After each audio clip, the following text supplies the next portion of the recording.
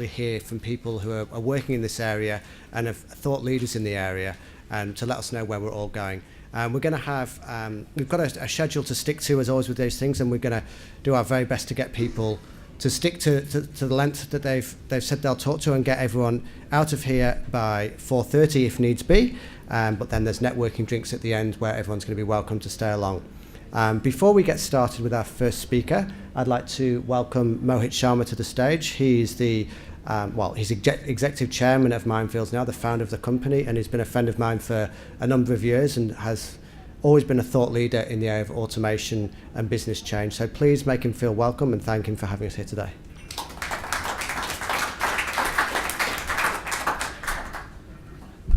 Thank you, Paul, and thank you everyone for coming here. I really appreciate you taking time out from your busy schedule and coming here for this event. This event, I think I was waiting for doing this event for long, where we can call our clients and our peers, our competitors, to update on what's happening latest in this space. I think we all owe back to our community to educate them, and this is the forum where we don't have any sponsors. We just want to make it a pure education based event where we discuss the ideas, we ignite the thought process, and also invites the doers and thinkers. I think everybody is thinker and everybody is doer, but some thinkers are doers and some doers are thinkers. So today we have got mixture of both of them. We have got thinkers who have thought leaders in their own space, like Rocky. We have minister from Shadow Minister for Digital Economy, who will speak about what are the views of the government on this particular subject, how it's going to unfold and impact the economies, the business models, and how it will impact the whole fabric of the employment structure, of course, depending upon the profitability of each organizations. So I don't want to use any heavy words, but I just want to clarify the objective of this particular summit. We would like to have this summit on annual basis. Currently we're having in Sydney. We do have followers and clients across the world. So we have got it like live telecast done for this particular event, so they can join us irrespective of their geographical locations. We believe that education should spread like a fragrance. There should not be any hindrance or should not be any geographical limitation. The more we educate our community, the more it will grow, the more the doubts and the hesitation to start the journey will go away. We want to aim it to make it much more information delivering event, to discuss what's happening latest in this space, what's will be the future, what's the past. So it's an annual event educating the client, the community, and the competitors. When we say competitors, we don't want to be arrogant here. We treat them as our friends. We treat them as an important part of our ecosystem. And these competitors also become our complementers. So for example, we work with all the big fours, but we also compete with the big fours. So this boundary and differentiation between the competitors and the complementers will go away. And we'll be working with them in some spaces, we'll be competing in some spaces. So I don't want to feel that we are arrogant to also educate our competitors. We think they are our partners, they are complementers. And we are here to also share our education with them and our experience with them. Evolution of emerging technologies. So currently we are in phase of a very high pace growth in terms of evaluation of technologies. What was relevant 6 months back becomes irrelevant in 6 months' time.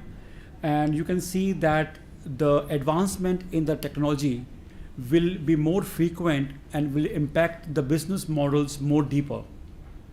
We will have Uber type of emergence of new players more faster and in frequency. So it will not be that in 10 years time you will be replacing a typewriter with a PC. It will happen more faster, it will happen more deeper. You can already see how the Uber is impacting and how the ecosystem around the Uber is becoming like Uber Eats, and you will soon see that how is impacting the competition in Australia about Uber launching different type of services and challenging the other business models. Future, what will the future? People talk about machine learning, AI, how it's going to impact the business models, how it's going to impact the competition, how it's going to impact the process of thought, the process of thought becoming an idea, becoming a implementation.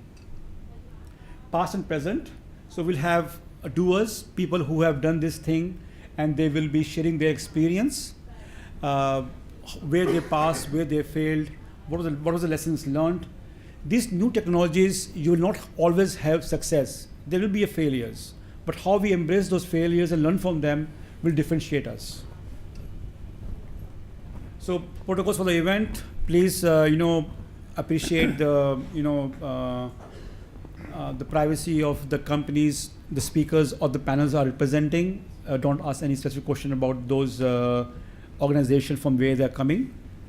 And any views expressed by the speakers or the panels will be their own personal views. It is not from the organization they're representing or they're currently employed at. It is their own personal views. And please use some professional discretion when you're posting at the social media. Of course, I think it differs from people to people how they define professional discretion, but anything which doesn't hurt them professionally or personally will be appreciated. And the most important things is the Wi-Fi autograph. Wi-Fi password is autograph. So please, please, be online and share your views online with the community who are watching us live. So I think we can't take out things which go live to the internet, but so ask the question or anything you talk will be online, available for generations to learn and get influence. So speak whatever you speak in a right professional discretion.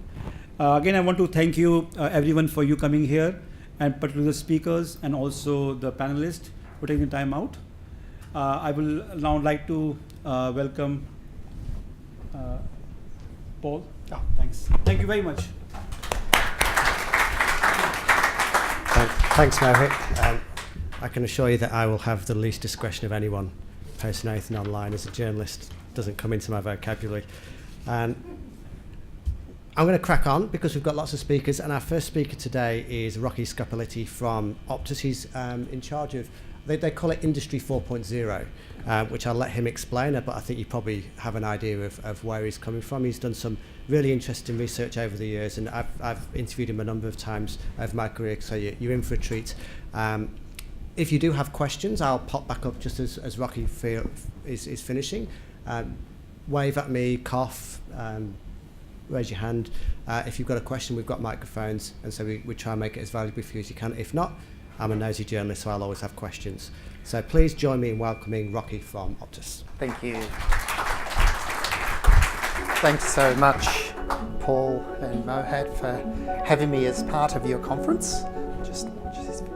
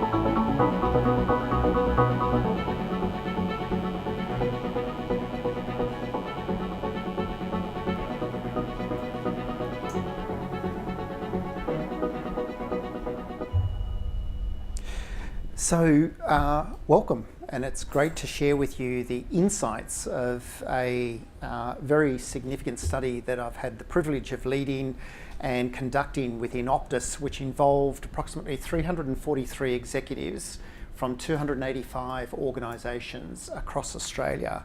And after 15 years of research on demographic change and digital technology, I've found this to be a very, very important piece of work. Not to say that the pieces of work that I did before in the past weren't important, but this is very significant because we are on the cusp of very significant change characterised by the fourth industrial revolution.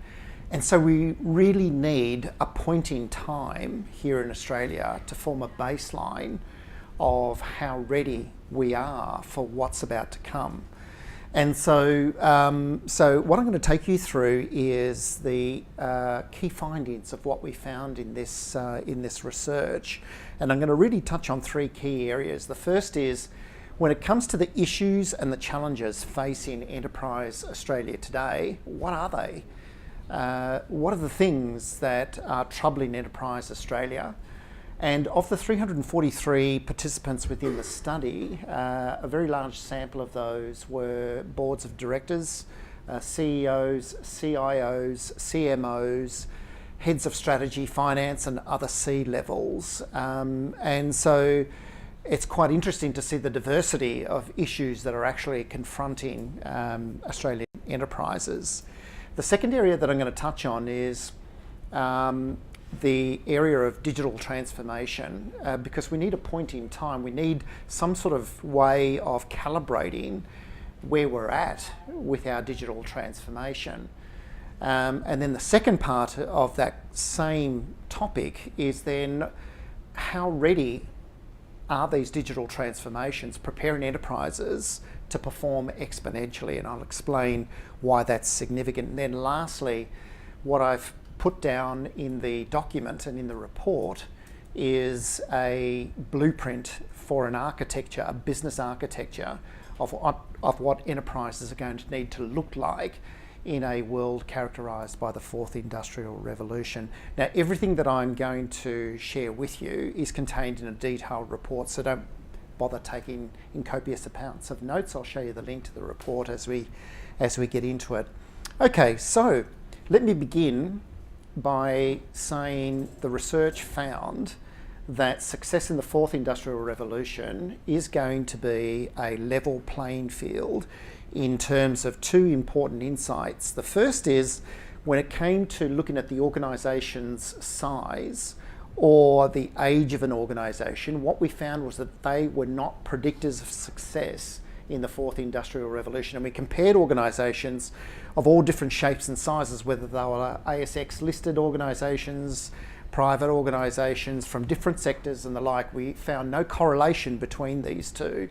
Now, this is kind of counterintuitive, because in many respects we often sort of think that size actually does matter, or that the age of an organisation, that the younger organisations, have an advantage over the older organisations. We didn't find that at all. But then that invites the question of, well, if those two characteristics are not predictors of success in the fourth industrial revolution, what are? And I'll come to those in a moment. Now, what we did find, though, is that Australian businesses, just like their global counterparts, are in fact falling behind. And I'll explain to you where those areas are. When it came to looking at digital transformations, what we found was that those transformations are focused on transforming the traditional model. They're focused on transforming yesterday's model, not in fact creating the new models that they're going to need to compete in an exponential world. But what we did find was that Australian enterprises, unlike their global counterparts, are adopting new and advanced technologies and prioritising the way with which they think about their human capital more so than their global counterparts. Now, the only industry to the exception of this was financial services, where the number one priority in that sector is the adoption of new and advanced technologies, and we'll get into this in a moment. But we did find some blind spots. Australian enterprises, unlike the global counterparts, are underestimating the speed, scale and impact of the fourth industrial revolution. And that's a phenomena that is very acute to this industrial revolution compared to those before it. The other two key areas that we found as well were that Australian enterprises have deprioritised the pursuit of productivity and top-line growth compared to their global counterparts. And what we would say is that the pursuit of productivity is fundamental to a lot of the technologies of the fourth industrial revolution. And again, I'll explain those in a couple of moments. And so a gap has emerged, and the gap, or this discord, is between where organisations are investing in compared to what they are anticipating is going to have the greatest impact on their businesses going forward.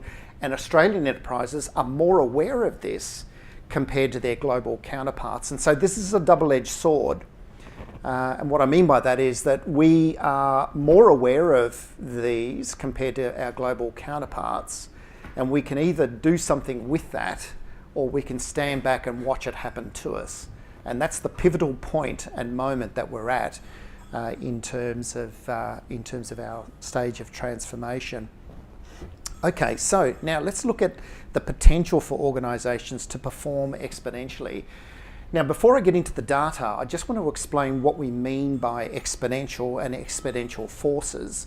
There are essentially four very, very important forces that have really shaped the world as enterprises live in at the moment. And I'll just go through some of these. When we think about information enablement, what that's enabled is the dematerialization of products and services. And some examples of that are, firstly, the largest media player in the world doesn't own media. The largest transport company in the world doesn't own transport. The largest property provider in the world doesn't own property. And I'm referring to Airbnb, Facebook and Uber. And there's a new one that's just started in the US that's swept across the US over the summer called Swimpy. Has anyone heard of Swimpy? Well, Swimpy is where you can put your swimming pool up onto a Airbnb type platform and rent it out for the afternoon. How cool is that? And that's launching in Sydney this month. And so my wife and I are thinking about having a value-added service by providing our 3 kids for entertainment for the afternoon as well. This is very important because these models are creating what's referred to as a new economic physics. And I've been quite open and vocal about the fact that, that the economics of how linear-based models have performed compared to these exponential type models, we need to think very differently about, and I'll come back to that in a moment. On the multi-sided platforms have enabled us to rethink the way economic value is created. In the past, we've always thought that economic value was a function of demand and supply, and it still is. But we've always thought of value chains as raw materials over here on the left and then finished products there on the right. And an economic value is a function of the steps and the providers in that process. But what platforms like Amazon have now taught us is that economic value is not a function necessarily of a linear process. In fact, that participants within an ecosystem all have a role to create value in some way. Recently, I published a book and I tortured myself as to whether I should go through a publisher or whether I should self-publish. And I had mentors on both sides of the debate, and I really wrestled with it because I found Amazon to be so attractive as a publisher, where I could put my content up on the KDL platform. I could have an editor in the UK review it. I could have a graphic artist in the US or somewhere in Hong Kong do the graphics. This was so exciting, but I ended up going with a publisher, and sometimes I have second thoughts about that. But this is what multi-sided platforms enable us to do, is to be able to distribute the way we think about the creation of economic value. Exponential technologies have also allowed us to unlock the knowledge economy. the knowledge economy has really given way to the gig economy. And this is very, very important for all enterprises, because the way with which we think about organising labour in a fourth industrial revolution world is going to be profoundly different to how we've done that before in the past. So these forces have given rise to what's referred to as exponential organisations. What are exponential organisations? The Singularity University in the US defines an exponential organisation as an organisation who systematically outcompetes its competitors or peers by multiples or factors of 10 or more. Now, these organisations adopt new organisational techniques or accelerating technologies to achieve what I referred to before as a new economic physics, where the marginal cost of acquisition or supply becomes virtually zero. So for Airbnb to add another property, for Uber to add another vehicle to its fleet, the marginal cost of that is virtually zero. The Singularity University has been studying these organisations for about 10 years. I've been studying them here in Australia for about 5. We now know the DNA of what makes up these exponential organisations, and this is the DNA. And so it was only right then when we asked the question of how have the digital transformations that Australian enterprises have been significantly investing in prepared them to perform exponentially. And so we used the methodology behind this DNA to really address that. And so the way I'm going to explain this is in terms of the overall results and then some of the themes. So suffice it to say that the transformations of Australian enterprises are falling well short of them to be able to perform exponentially. And I'll explain this in 3 key categories. Firstly, the way we think about transformations from a front of house perspective. This is all of the digital experiences that organisations are investing in. The second area is then all around the processes that organisations are investing in terms of their people, and then lastly the environments upon which these models are operating in for their organisations. Now, the way to think about the algorithm and the methodology is that it's not percentage based, it's an absolute score.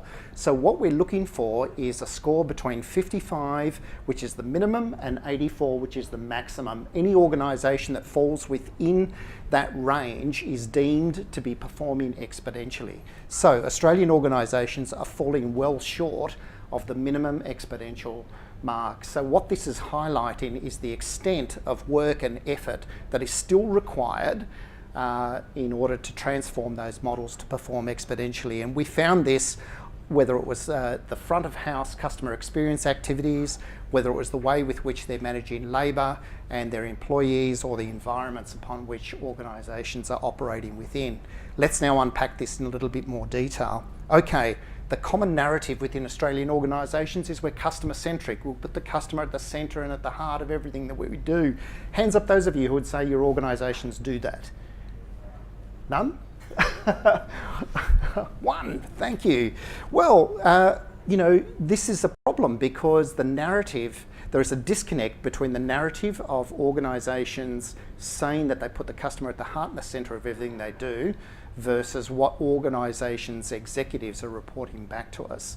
Now remember, these 343 executives self-assessed their organisations based off that DNA.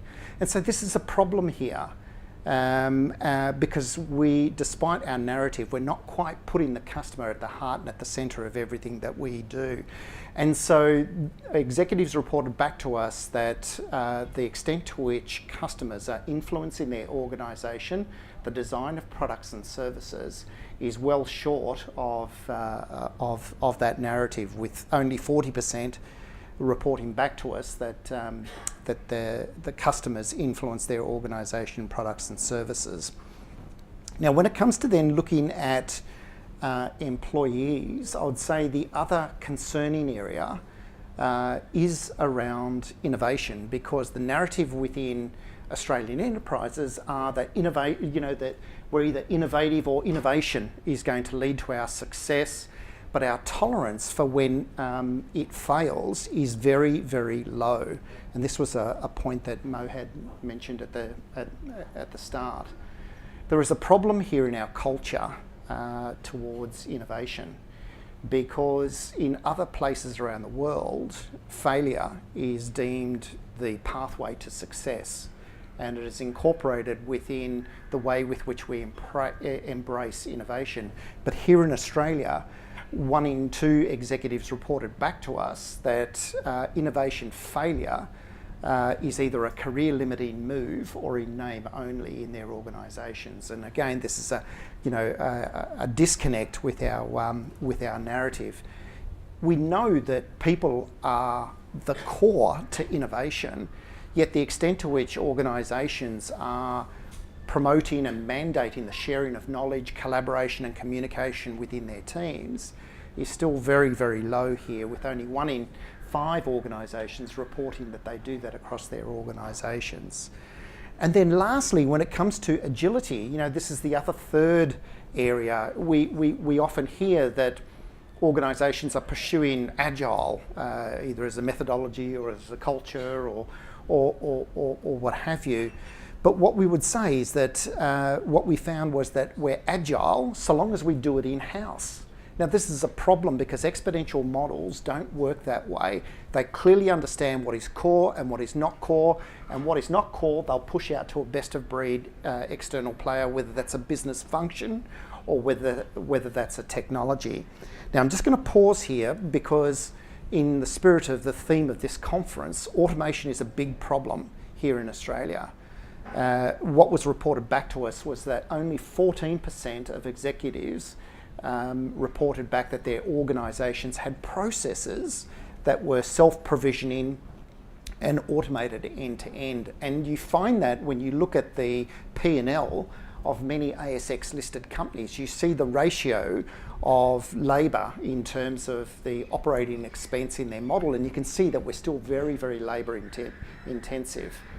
And this creates and is interconnected back into the, it's very hard to present with the sound of the seagulls in the background. I feel like having a rest.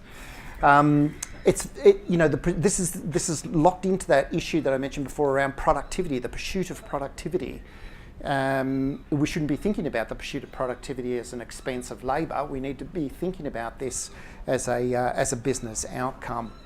And then the third area is then the state of our analytics capability, where organisations' quality of their data and their analytics capability is still quite low compared to other analytical competitors. And so this is what I referred to before, is that when we think about the world that enterprises now operate within, we are now operating in a completely new economic environment where our traditional linear view about growth and the way to compete has fundamentally changed, because where that exponential line crosses that linear line, that's your Kodak moment. That is where a linear model can no longer compete against an exponential model, because an exponential model can achieve the new economic physics where the marginal cost of acquisition or supply becomes virtually zero.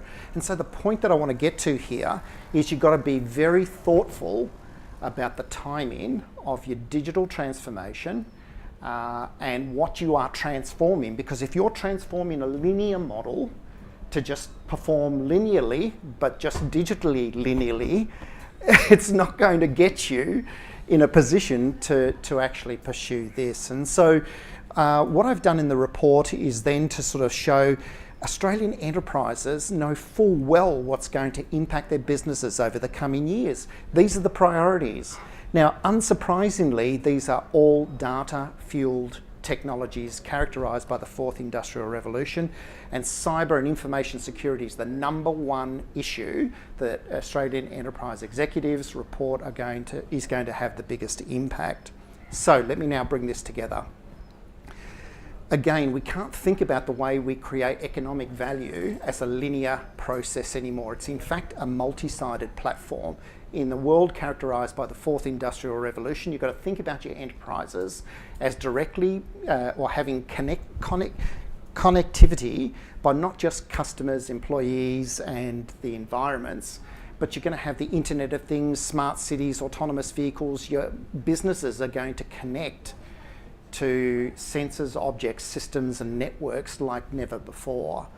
And so at the heart of being able to perform in an exponential world needs to be thought of in terms of the cognitive intelligence based around the data and all of the technologies that surround that. This data will then inform the platforms, which will then give your models the scalability across different areas with which you operate, and the technologies, the new platforms, the Internet of Things, blockchain, artificial intelligence, autonomous vehicles. These are all the next generation of platforms that are emerging. These platforms will enable you to create applications that live dynamically, that are always on. These platforms then sit in networks, which enable you to then think about your network as being the marketplace to which you can then sort of create capability and deploy it within your organisations. And what connects you to your ecosystem is APIs. So let me summarise.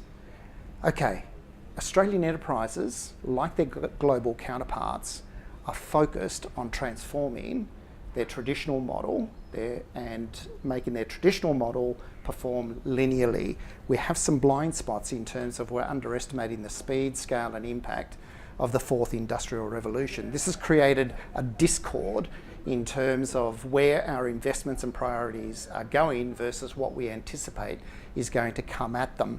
Australian enterprises are well aware of the technologies, the disruptive technologies that will impact them through the course of time. But we need to think about the forces that are changing the environment upon which we operate within. And these forces are really going to change our business architecture to be data-informed, platform-based, and capital-light models. So I hope that was insightful. Sorry, I've run a few minutes over, but happy to take any questions. Thank you. Thank you. Thanks, Rocky. And I can really advise you to look up the link that Rocky mentioned before. There's a very detailed report that Ops has put together, and the speed with which Rocky had to speak then shows that there was plenty to include. Is there any questions from the floor about Rocky and what he's had to speak? And if people are still feeling shy, I will just pose one question before we move on. Obviously, everyone here works within organisations, some larger than others. You work within Optus. When you recognise some of these issues about the exponential growth and the fact that an organisation is maybe not keeping pace, what can the individual enlightened executive actually do when they come back? Is there any action that you think people need to take when they go back to their businesses? I'd bring it down to 3 key points. Firstly, Australian enterprises do have a cultural issue with innovation. And that's crystal clear. We have to reconcile our tolerance for risk, and importantly, we have to embrace failure as part of our learning pathway. And I don't think we're quite there yet. The second thing is we've got to create products and services that live dynamically. What we found was that products and services are being created in a one-way fashion. We create a product and service, push it out the door, and wait for the revenue to come in the door. Whereas if you think about this new world, products are being co-created with customers. They give you feedback, you incorporate that feedback. Facebook has a wonderful philosophy of yesterday's products just won't cut it today. How do we improve on it? Constant improvement. And then the third area, I think, is around the way with which we operate our organisations. Our models are still very labour intensive. We're not pursuing productivity as assertively as probably what we should be. So I would say innovation, think about living in a dynamic, real-time world, and productivity is not a dirty word. Well, that's it certainly is in journalism circles. Anyway, ladies and gentlemen, please join me in thanking Rocky Skopoulakis. Thank you. And I'm very pleased to introduce our next guest. At the Financial Review, we named him as one of the top 5 most powerful people in Australian technology. And as a politician, to get that moniker from the opposition benches is pretty impressive. He's the Shadow Minister for the Digital Economy and the Future of Work. So please join me in welcoming Ed Husick. A long round of applause for Ed Husick. I'm getting quite nervous about these chairs as well. So I was hoping Ed would sit the first and see if they can manage it. But now in this session, I'm going to have a chat with Ed. Please let me know by waving your hands if you have questions you would like to ask as well. And then towards the end of the conversation, our friend Mohit is going to come up as well, because he's spoken with some clients about some questions he wants to ask of Canberra as well. So he's going to join and ask a few questions as well. So please take a seat, Ed. Thank you. I will sit here. I guess I mentioned in the intro there These that are very comfy, aren't they? it is surprisingly comfortable. Yeah. There's nothing awkward about them whatsoever. No, this is how we hang out. This actually, Ed was telling me this room itself has a very personal past for him, so you can ask him later. But happy memories. Nothing bad happened. No. This was where I held my wedding reception. Yeah. I'm now separated. No, I don't want this to influence you in any way whatsoever.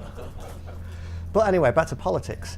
I mentioned that you are one of our most powerful tech influencers in the country, and that from the opposition benches that maybe is surprising. Can you give us an insight in the challenges that you face in Canberra in getting the issues about the future of the workforces and automation onto the political agenda? Yes, it is a challenge in that a lot of traditional industries, and I suspect a lot of people in the room would experience this as well in your own workplaces. There's a lot of focus on the traditional bread and butter, traditional organisational issues or industry issues, and people don't necessarily, and I think that there is a real challenge about lifting digital literacy within Canberra. There are a number of people that I do see that have an active interest in this area, but again, because the smorgasbord of issues is so broad, people will pick and choose, and I've always stuck in this area in terms of tech and the digital economy, because from jobs that I'd been in prior to being a politician, I'd seen that the impact of tech on labour markets can be significant, and that instead of lurching away from that challenge, it's better for us to actually prepare, deal with them head on, and do things in a way that will maximise benefit longer term. So I think as Parliament refreshes and more sort of younger generation people come through that have become a lot more acquainted with technology, I imagine that this will have an influence. But I think the other big thing will be too that within government, the challenge of digital transformation and the reality that every single portfolio will need to be able to grapple with tech a lot better will force people across an organisational hierarchy to get a lot more familiar with what's required, both in the sense of what's needed for the more efficient operation of departments, through to what's required in terms of regulatory change as well, and in terms of Rocky's contribution today, particularly the emphasis on platforms. I think, if we can drop the reference, I think we sort of get to the point of a use-by date for, the fourth industrial revolution. It's happening now. It's really manifested itself in platform economics, platform revolutions, really challenging the way that regulators and existing industries deal with technology. As a policymaker yourself and prospective cabinet minister, from the Labour side of politics, how do you straddle the divide between the issue of automation as it pertains to fears about the future of people's jobs versus the knowledge that business can actually work better?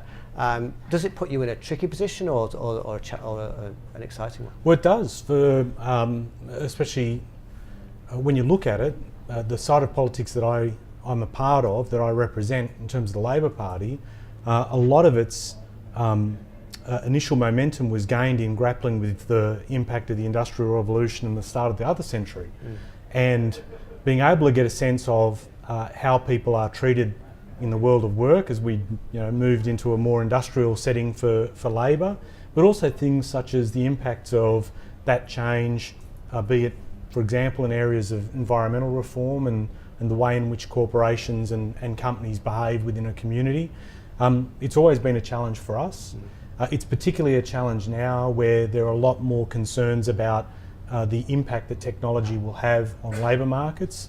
If you look at some of the work that's gone out so far, particularly with the IMF recently, saying that this will have a big impact it was pretty dark in terms of the paper that was brought out around May of this year, but its biggest impact, Paul, that it flagged was on people with low skills attainment, low education attainment. So it's a precursor to the debate that's going to be had, I think, which is what economies and countries do in the area and the whole realm of investment in human capital and the urgency to lift that beyond what we've got right now. And what role does Canva play in this? I mean, you obviously have a largely business audience here, and organisations will make their own decisions. What role do you see Canva playing in this? I mean, is there a role in terms of legislating in terms of if jobs are lost, any support payments? How do you... I think as much as things have changed, the role for government will largely remain the same, if I can put it this way. And I know that doesn't sound really earth-shattering, but where government will have a role to play is probably, as much as I'm a fan of technology, I notice when I mix with technology evangelists, as they were, there are a lot of people, and I've discovered this in some public fora as well, you know, when you sort of try to raise the concerns about, you know, embracing technology without any reservation, and you signal any sort of negative comments, some people really take it to heart. There is a role for government to be able to think about the potential impact of technology on countries, on communities. And I think in the context of the sort of tail end of the last comment from your previous question, that whole realm of human capital development, governments will have a big role to play in supporting the investment in there. That's not to say that this will all be done by government. I actually think that there is a important role in creating a collaborative effort between business and government, where, for example, businesses I know are thinking deeply about how they will retrain workforces as they experience the impact of technology on the processes that they do. And that's one of the areas that I'm thinking deeply about in terms of policy development, because as I said, I think that human capital end or areas is going to be critical.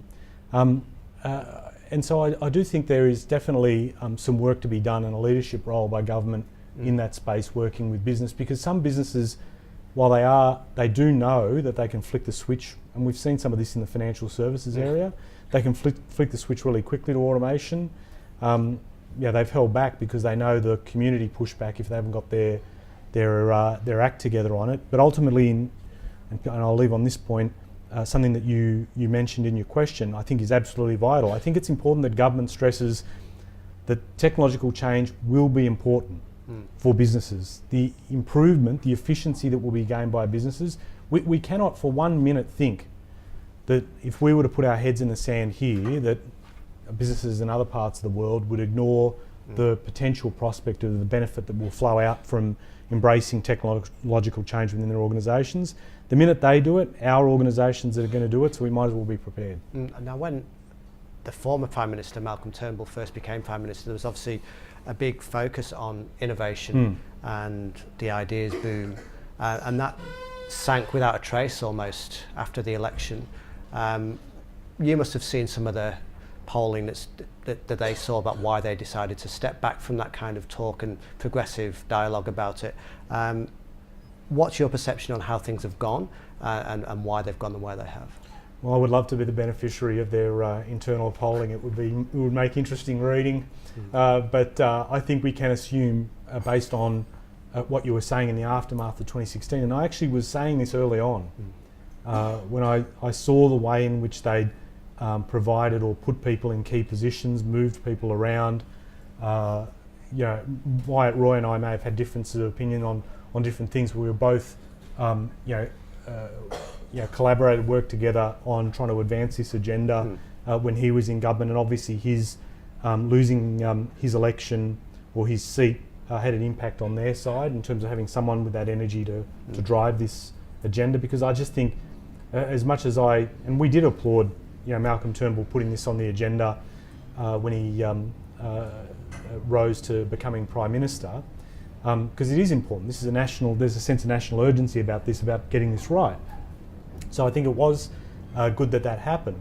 But a Prime Minister can't remain focused on one issue. So you need to have other people that can pick up the flag and move forward. So once they dropped that, and then it started emerging that the reason that they'd done that is because they couldn't reconcile the fact that there was a lot of enthusiasm for this with people who are at the leading edge, who know the impact and the potential of technology, versus those who might be impacted by the implementation of that same technology. And I do think it is incumbent on within parliamentary ranks to be able to see what's going on, interpret it and explain it and build support for what's happening, because just like we didn't shy away from the big changes that had to be made through the 80s and 90s in terms of economic reform, we can't do the same here. So what can you do differently if there's an election next year? Polls suggest that you've got a good chance. What can you do differently in this agenda? You've mentioned at an AFO event about the Centre of Excellences for Artificial Intelligence. You can explain a bit more about what they would do. But what can you do differently from a policy point of view to help the broader community prepare for the changes that we're discussing today? Well, I do think, and this is, it is tricky because, again, the multiplicity of issues that you're dealing with in the public space mean that you don't really get the opportunity to drive this on a determined, dedicated, ongoing basis. But that's just a challenge we're going to have to overcome. You were asking me before about trying to get change within political circles for this. The approach I've taken is to actually ignore Canberra and to do this type of engagement, talking with business or representatives here in these type of events, or working one-on-one with corporations, or being able to raise the issues publicly as well and using those as opportunities, right through to even in my own area where I'm doing a lot of work with particularly educational institutions in raising awareness about the digital era that's upon us and getting young people prepared for it.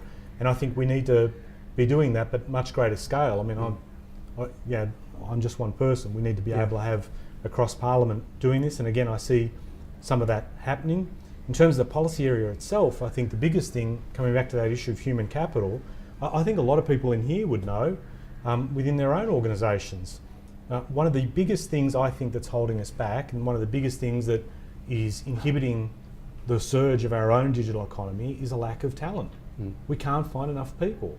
And the ACS, the Australian Computer Society, in their Digital Pulse report earlier this year, said there's at least 100,000 shortfall. It's been reinforced by bodies like Startup Oz. I dare say some of the stuff that we're seeing with the contraction in startup growth, and at the same time this sort of lumpy investment that we're seeing with some startups just getting phenomenal amounts of money because there's just not enough. There's the capital is there, but the human capital isn't. And at the point at which they're ready to scale up and grow, we don't have people. So both for some of the longer term policy issues that we touched on earlier, but also in terms of business need right now and putting people on sustainable employment pathways, the biggest thing in a policy sense for us is getting the whole, in terms of digital skills and the investment in that arena. That I reckon is the big policy challenge. And on top of that, longer term, being able to bring people together. You mentioned the Centre of AI Excellence that we announced earlier this year. We have tried to bring together in one place, as it were. There's a lot of stuff that's happening all over the place, and one of the things people may not be aware of is that Australia has as many AI researchers as France. So it's not like we don't have the brains, but we're doing a lot of work that needs to be joined up. And we also, within that centre, want to do two things. One is have an AI lab, which would work particularly in terms of ethical frameworks about the application of AI. But the other is to actually have the nation's first AI industry accelerator to work with industry about maximising the application of AI, but thinking about workplace issues that arise as a result of that. This is the type of stuff that we've got to focus on more and more and dedicate a greater level of investment in the years to come. Are you concerned at all at the some of the big ethical decisions about the future of AI seemingly are being made by big tech companies, largely in the US, who haven't always proven themselves to be the arbiters of great morality? I think that will, and I had a roundtable yesterday actually with businesses where this issue did come up. And in Rocky's presentation, there were two things right at the tail end in terms of the big issues. He listed one was cyber and being prepared for cyber, and then the second was I think it was APIs and then AI. And I actually think in that area of APIs and AI, and this is going to be weird when I say this to you all, that's actually going to be the next competition law focus, I reckon. The way in which firms will allow access via APIs or deny access will be an issue, and the way in which AI is structured to make decisions. You know, for example, in the financial services space, you know, if you're offering products dynamic interest rate setting based on AI, and if you start to get variations that people begin to question, you know, there will be a question legitimately asked about, well, how's the algorithm being set up to drive this? And I see that longer term as an issue.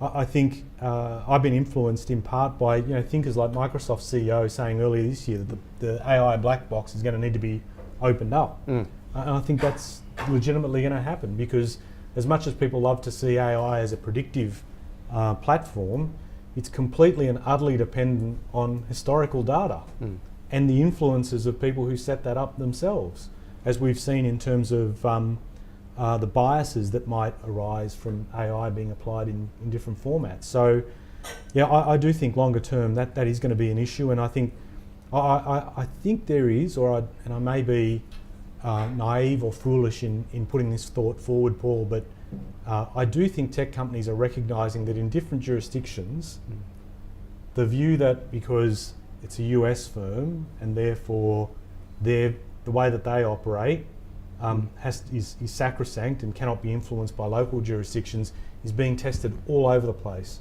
If you want examples of that, look at what's happening in the area of taxation, look at what's happening in terms of the way in which regulation responds to the arrival of big firms like Uber and other disruptors like Airbnb.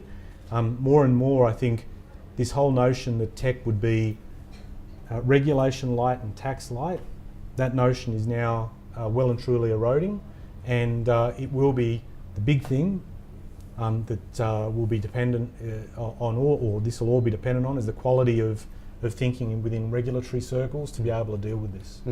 Now, I did promise that there could be questions from the floor, because as a journalist I tend to monopolise things. So Ed's hoping to be a cabinet minister soon. You've got a chance to ask a question of a future member of the government. There are no chickens to be counted here. No, that's right. That's do we have any questions from the floor at all?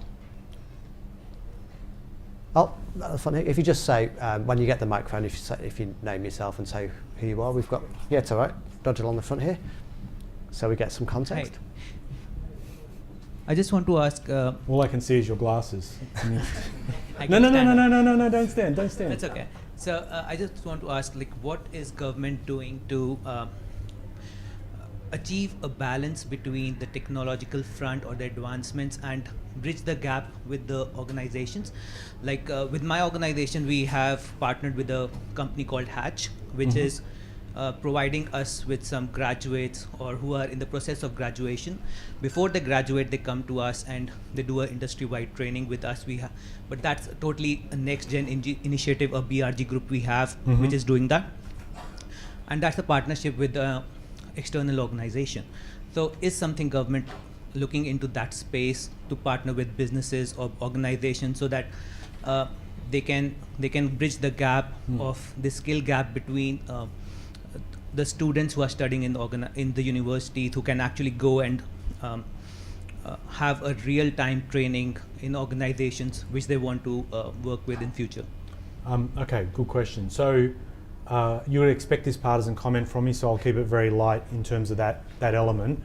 From what I can see with the current government, I don't see much evidence of that, right? And if people feel otherwise, I'm more than happy to stand corrected. In terms of our side, if we were to win government, I think you would see a different approach. The reason why?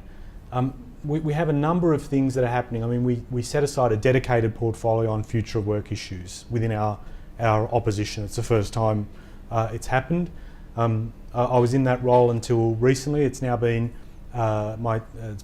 taken by Terry Butler, who's a great friend of mine and someone who thinks a lot about innovation issues, and one of those people that I said earlier is coming through that carries these thoughts about how we structure in response to technology.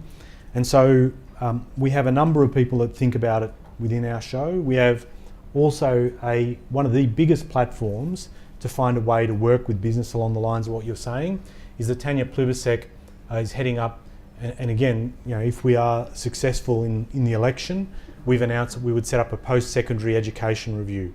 It sounds disconnected to your question, but what it's designed to do is ensure that people who, once they've finished their initial round of education, as it were, in terms of achieving either graduating from university or finishing at TAFE, where do they go next, and how do we see better linkages between tertiary, higher education, vocational education and industry, so that we can see a lot more dynamic approach to the way in which skills are acquired and refreshed. And you'll see that the concern and the type of things that we've been pushing as an opposition over the last, nearly 2 years in this area around the whole issue of future of work is now starting to infuse itself in the thinking across portfolios, so that it will be a feature of thinking. And we do want to work with business on this. I mean, I've had very good dialogue with the Business Council of Australia on this. I commended them on the release of their recent report that talked about the need for Australian business, again picking up on one of the comments that was expressed in the last presentation about the reticence to innovate and the reticence to embrace automation. And I think their report was a very strong signal to the broader community that we need to embrace this, and we do see it as very important to work with industry in being able to not just have one-off action, but dedicated rolling action, because that's what's going to be required. Thank you for the question. And also, as I mentioned, Mohit was speaking to some of his clients and industry beforehand and had some questions that he wanted to raise as well. You've probably got time for a couple before we kick Ed off the stage. So welcome back, Mohit, with a couple of questions. I've been kicked out of question time, so I'm used to this. Thanks, Ed, Hey, for Mohit. coming here. Really appreciate Thanks your for time. the invite, mate. So as we're also live online, and about I think about 50 people are live currently on live webcast, and then it will be also available as a recording for people, our followers in US and UK who are sleeping currently because time zone differences. We have received some questions, and we have this feature on our summit that people can submit the questions on the web to us, and we have got questions for you. And I'm just trying to represent the industry side of things Sure. for asking these questions. Bill Gates is promoting taxation on automation, because when something gets automated, there are some jobs which were supposed to be done by a human are done by a machine now, which means there is no salary, which means there is no taxation. No payroll tax, yep. So what are your views, like your personal views on this particular issue of taxation on automation? Well, let's make news at your conference. I'd like to announce that Labor will be endorsing a robot. No, we will. A robot tax. I just watch it. He was like, no, Paul. There are two features of the debate around automation, Mohit, that I think reflect a sense of when you've given up all hope of having a positive and planned approach to these things, then you reach for these levers. One is robot tax, and the other is UBI, or Universal Basic Income, right? Whenever I talk to people, groups of people about this, they always go, well, we might need a universal basic income. Yeah, we will. If unemployment goes through the roof and we haven't prepared for what is coming, then yeah, we absolutely will. In a system that is one of the most targeted welfare systems on the planet, and where we are actively trying to reconsider how we deal with things like lifting New Start, this is not an easy area to deal with, and the integration of a concept like UBI with that type of welfare system will be a challenge in itself. I would rather us think ahead about what is the likelihood of this change impacting various sections of our labour market, and how do we prepare for that. And if I can say, and I think the robot tax, if anything is useful about it, it does focus the mind on what happens if we just let this run rampant and we haven't prepared, where there will be calls on government because of impacts on declining revenue to make up the revenue somewhere else. And we do need to think about it. The other challenge, I think, if I can say this to the business community, is not to look at automation and that these things in the preparing element that I touched on. This whole concept that future of work issues will be just dealt with by pulling a folder, a training package off the shelf and then rolling it out.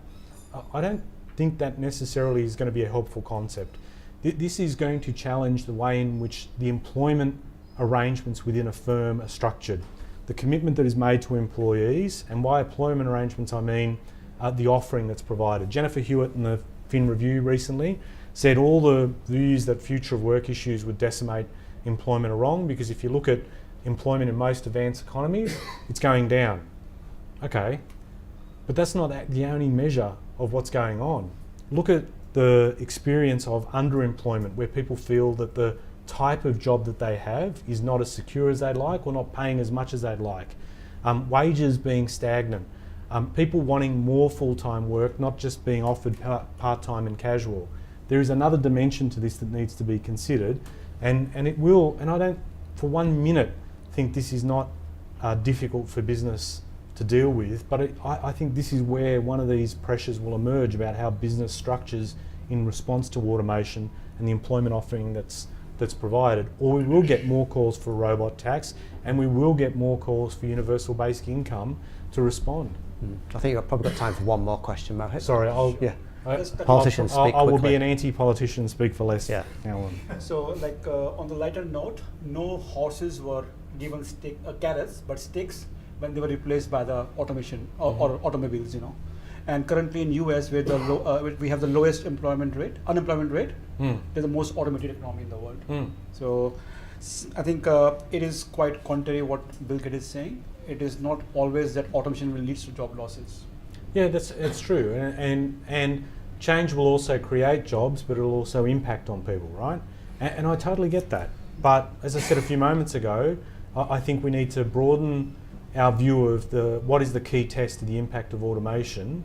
We're in an environment where you would assume the application of technology and the productivity uplift that's resulted from that on the traditional view was that increased productivity could fund wage increases, and people feel, what's happened to wages? They've gone completely flat. Yeah. So there's something else that's happening that we need to be mindful of. But I do get the point, and I think what's valuable about that point that you made, Mohit, is that we should not just think of cataclysmic repercussions due to automation. And again, just as I'm saying, we need to have nuance on some of this stuff in relation to unemployment. We shouldn't. It's about just charting the middle course, not being totally emotionally uplifted and positive about it, and not being totally dire about it, just getting on with the job. So one more question which we have got is that Rocky pointed out the culture in Australia when innovation is not promoted because the failure is a big deterrent here. We are a small firm, but we are growing, and we see that we only have 4 insurance companies, 4 banks. If we fail at one bank, we have lost the whole market. So there is no protection of the small firm to innovate. And in the new economy, digital economy, you have more innovations, and the probability of failing is more higher. So how the government will be bracing itself for the startups to fail and change that culture? Well, I actually think, if I can argue slightly contrary to some of the points you made, some of those smaller firms are quite happy to challenge the status quo, and are quite happy to press with changes to the way things are done, to the extent that they are scaring some of the bigger firms because they've been able to much more quickly come up with concepts and bring them to reality. So I think some of those smaller firms are doing quite well in that area. It's been a bit puzzling, sort of seen some of the stuff that's come out of Startup Muster and the suggestion that startup growth in Australia has not just plateaued but contracted. So that's the annual report of the startup ecosystem. Yeah. And to me it's weird, like you'd expect a political response from me. I'm not going to engage in that. I'm more interested to look at, we've made a number of big changes to support some of the firms. So your question asked about what support can be provided. We've changed taxation arrangements to allow angel investors to now be able to back smaller firms and write that off on their tax. And we've provided a lot more loosening of the reins around VC and supported some of those changes. We've put those through. We changed the employee share ownership arrangements, and we're watching with interest what the government's going to propose in the next version of that. And we've done some of these things, and yet still the growth we've experienced is not growth, it's contraction. So one of the things, as I said, is that we do need to invest in making sure that the people around to help those firms go from the S to the M in the SME equation. And we do need to, I think, for governments, put a lot more emphasis on human capital development. And if there are other things that people think can be done, certainly open to them. I've argued for things like, for example, having a greater focus by the Future Fund on local industry, but specifically startups and venture capital here, because if they do invest in VC, it's not a completely risky asset class by the Future Fund, and they've done it in the US, but they haven't done it necessarily to the same degree here. But having said that, I don't think capital is in shortage here for smart new firms. It's having the people there to take them to drive that growth. And I've got to say to you, as much as a politician would love to announce a grants program and be able to go and say we're going to provide all this money for startups, I've got to tell you, I loathe that as a policy approach. I would much rather have the things that government can do best being the focus, and if it's a chase for money, then I think we need to find the way in which the market is being able to extend that money and pressure test the propositions that are seeking that money. That's the type of thing that I think needs to happen more. The last question, if I may ask. Go on then. Yeah, is thank you very much, Paul. So, in the new digital economy, He's going to do a Trump on you and get an intern to take the mic off you. No, and then you'll be banned from your own conference. Yeah. No, we have one value of self-disruption, which I will not use today. Mm-hmm. But one question which has come is that in the self-disruption was waking up, but think about it. Yeah, or not. It's a tough crowd. See, if we will not do it, somebody else will do it. So Yeah. better us do it, So one question which comes is that in the new digital economy, the tenure of the employment will be very short. It will not be like 9 years working in one company forever. And which also means that they will be out of job for more time, which means more pressure on the government for the dole. How are you going to balance that in the new digital economy where the tenure of the employment is not long, which means more pressure on the government, which means that the super funds also have to support the millennials when they grow old? Okay, well that's a really tricky one because it's dependent on assumptions or research as to what might happen down the track in terms of impacts on employment and whether or not periods of unemployment will go longer. I think it's one of those things I was saying earlier about the challenge to business about how you invest in your own people, the type of training that might be provided to upskill people as processes are automated and technology is implemented in a way that does radically influence or impact on labour. But there are some interesting things in the current environment. If you look, for example, most people think technology impacts on older people and age discrimination kicks them out quicker. If you look at the cohort of 55 to 59-year-olds in Australia, the rate of unemployment amongst that older age group is half the national unemployment rate. But when people find themselves out of employment, they're out for something like 71, 72 weeks. And when you look at that cohort of people that's unemployed, what's the biggest thing that stands out as to why they're unemployed? What do they share in common? Low skills attainment. It's like what I said earlier, IMF saying automation is going to have the worst effect on low income and low skill attainment groups, and we're already seeing it in unemployment now. And the fact that we have, one of the weird things to me is we've got, this isn't a startling revelation, so please, I'm not making it that way, because this is often reflected on in skill shortages in other areas, but we have 700,000 unemployed in Australia right now, and we have 100,000 as a minimum shortage in digital skills. So it shows you that there is something structural in the economy where we can't, and I'm not saying you can easily transfer that 700,000 over to the 100,000 shortfall, but what is it that we're seeing that's creating that huge pool here that can't be used to address another deficit over there? These are the type of things we do need to think about as a government. They'll largely be the responsibility of government to think about, but I do think if we can collaborate with business and industry on this, I think we'd be much better for it. Yeah, I think like a truck driver, the world of self-driven trucks can't be upskilled to do AI work. It's difficult for him to be upskilled, compared to a normal blue collar job guy be upskilled? Well, I do have my friends in the Transport Workers Union who make the similar point, but also know that the role of a driver in an era where there will be automated vehicles will be different. And I think the social license about having automated vehicles, I do know Waymo over in California has now got the okay to actually have completely like driverless trials of their vehicles. So I imagine it'll come more and more, but the willingness of people to accept a completely driverless vehicle and not having someone there to be able to take over, this will be an interesting question to tease out.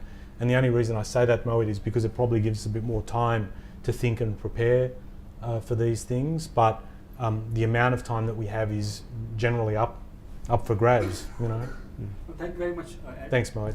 And yeah, join me in thanking the Shadow Minister for the Digital Economy, Yes. Ed Husick. Thank you very much. Thanks, everyone. Thank you. Thanks, Mohit. Thank you. All right, we'll carry on with the event now. We've got another top quality speaker for you coming up from an organisation that everyone knows. It's Australia Post, talking about how they're embracing automation and changing what we thought we knew about a traditional organisation. So please join me in welcoming Craig Harris.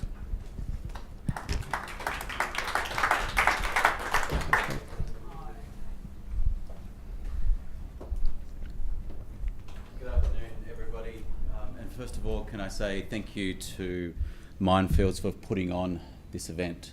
A community of practice of what this is such an important part for all of us to participate in, to learn from, and already from Rocky and the Shadow Minister, I've taken away quite a number of points that I found not only relevant, but completely aligned to my experience, and in particular, the items of mandate and advocacy and progress and what we are doing in corporate Australia versus what our peers are doing elsewhere, and what is possible to do and what is possible to achieve in our various organisations. So first of all, thank you to Mohit and to Mindfields for your very, very generous opportunity for everybody today.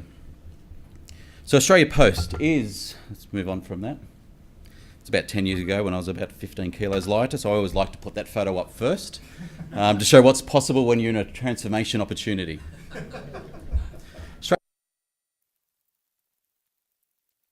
4,000 sites, 200 years old.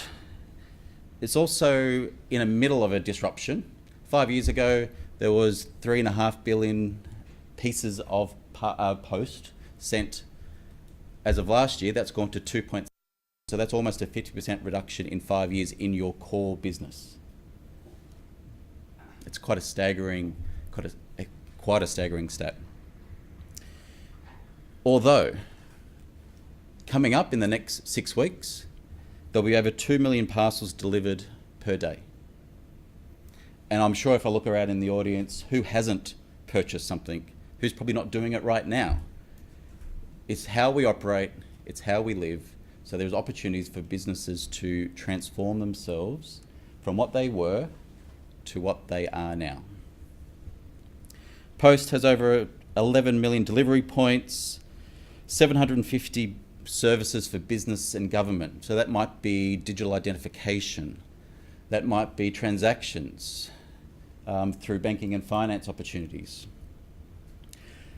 And probably most importantly, for every job that exists within Australia Post, there's another job elsewhere that is generated, fulfilled across Australia. So that's something that everyone is very proud of.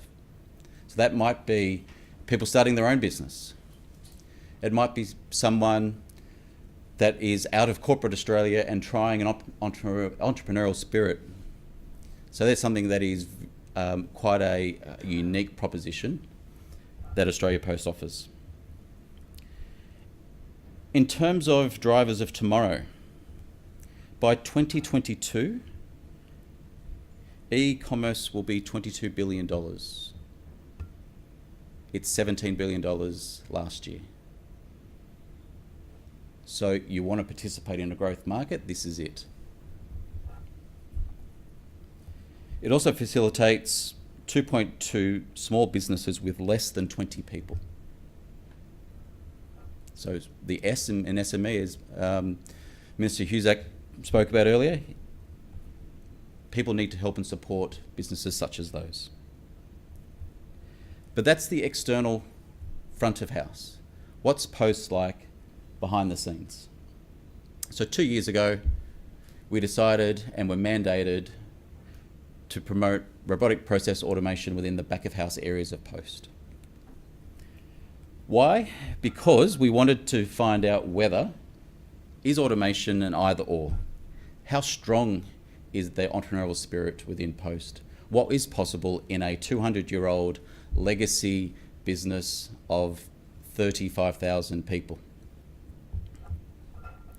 So across the 2 years,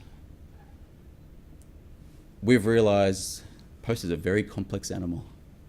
There are thousands of processes, thousands and thousands and thousands of processes done by the thousands and thousands of people. It's a huge scale. We've realised that our customers working with us will give us the best outcome. Co-design, whatever label we apply, that is how we build success. It's not just necessarily replicating what we do today with a bot to make it go faster, as much as that has benefit. Our employees, there's one in particular that I try to reference in these types of situations who the average tenure of the area of post that we started this little experiment in is over 17 years. So they're the average. So there was people that had over 50 years experience that didn't want to retire, still happy to come to work every day at 73. The people that operate in your business today know how the business operates, know how to connect with your customers, and there is the magic sauce to make automation work. That's how you design things correctly, how you understand the insights that your customers have, what your customers want, and then apply the right tools and technology to make it go faster, to reduce the risk, to improve your governance, maybe to create capacity, maybe even to exit that capacity. Because what we've found over the last 2 years that the benefits are real, they are there. It's your choice what you do with them, whether you use the capability to do new things, whether you use the capability and people leave the organisation, which does occur.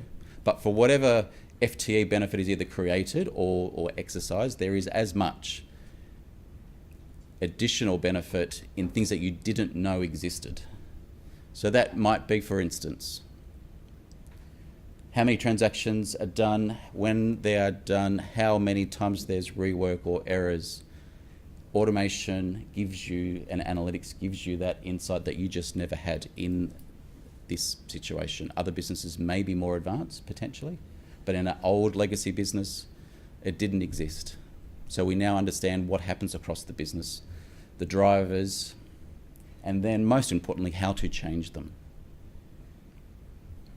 So ultimately what you do as a stakeholder, whether that's exercising the capacity, it's ultimately a decision for each of the business, and that's the mandate and the alignment that will come. So, Mohit, I'll get you back on track reasonably fast in terms of a timing perspective, and I must say to Mohit, thank you, because last week when Mohit confirmed that the conversation today, that I said I've just left Australia Post actually. So Mohit, thank you for being very generous with your time, and I also respect the protocol that you put up at the start of the session.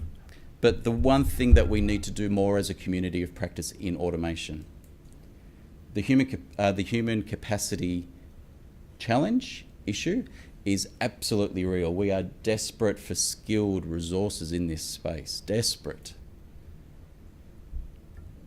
A 50-year tenure employee at Australia Post is learning automation. There's people across the back of house operations of Australia Post learning how to code, learning how to design, learning how to be solution architecture. People want to participate in this field. They're desperate to just need to guide and coach them through the challenges that inevitably exist. The second learning that I have is there is an absolute role for alignment, because we are speaking in a language and in a capacity that people just don't understand. And whether you're from a technology background, whether you're from a design background, whether you're from a coding and automation background, there's roles and a community to align what we do to get the absolute best outcome. So, Paul and Mohit, I'm happy to take questions if we need to across the audience, but otherwise, thank you so much for your time today. Thank you very much. And yep. Initial question I had is, you mentioned the size of the workforce there and people that have been there a long time. When you're looking to introduce something like this, how do you work against the sort of natural resistance that comes from people that, you know, this is their job? Well, it's more than just that. That certainly does exist, but it's more probably more prevalent from a mandate sponsorship perspective. We all know this is a great idea and needs to occur. And I'm not evangelical about it. I think I'm pragmatic about this. There is still more work to go from a sponsorship and advocacy perspective, because we haven't solved it yet. So as I said, Australia Post has been going in RPA for 2 years. We are probably 12 months slower than what I would have loved to have occurred. There is more opportunity for us all to go faster with the right sponsorship, with the right support. Failing is okay, as we've mentioned, Rocky mentioned this morning. There is more opportunity for us to have the right cultural support to enable automation technologies to progress. Can I ask what you think has made things be slower than you initially thought? Is things going wrong, or is it just more difficult? From my perspective, I see an executive level that has a fear of failure, and so Rocky's stats earlier this afternoon, I should say, I found very interesting. I have felt and certainly experienced that there is more work from an openness, fear of failure, is more scope for us to drive more into that area. While the benefits are absolutely real, but you need to walk through this process in a diligent manner to make sure that people are brought with you, the benefits are exercised correctly and understood correctly. But the most important thing, especially for a big, large, old legacy organisation, is to start. Start incrementally, build and learn and as you go, while you're developing your people. And there are people from Post in this room that have done incredibly well because of the coaching and guidance that they've been able to have throughout the last 2 years across our automation journey. Were there any other questions from the floor? If not, then please join me in thanking Craig.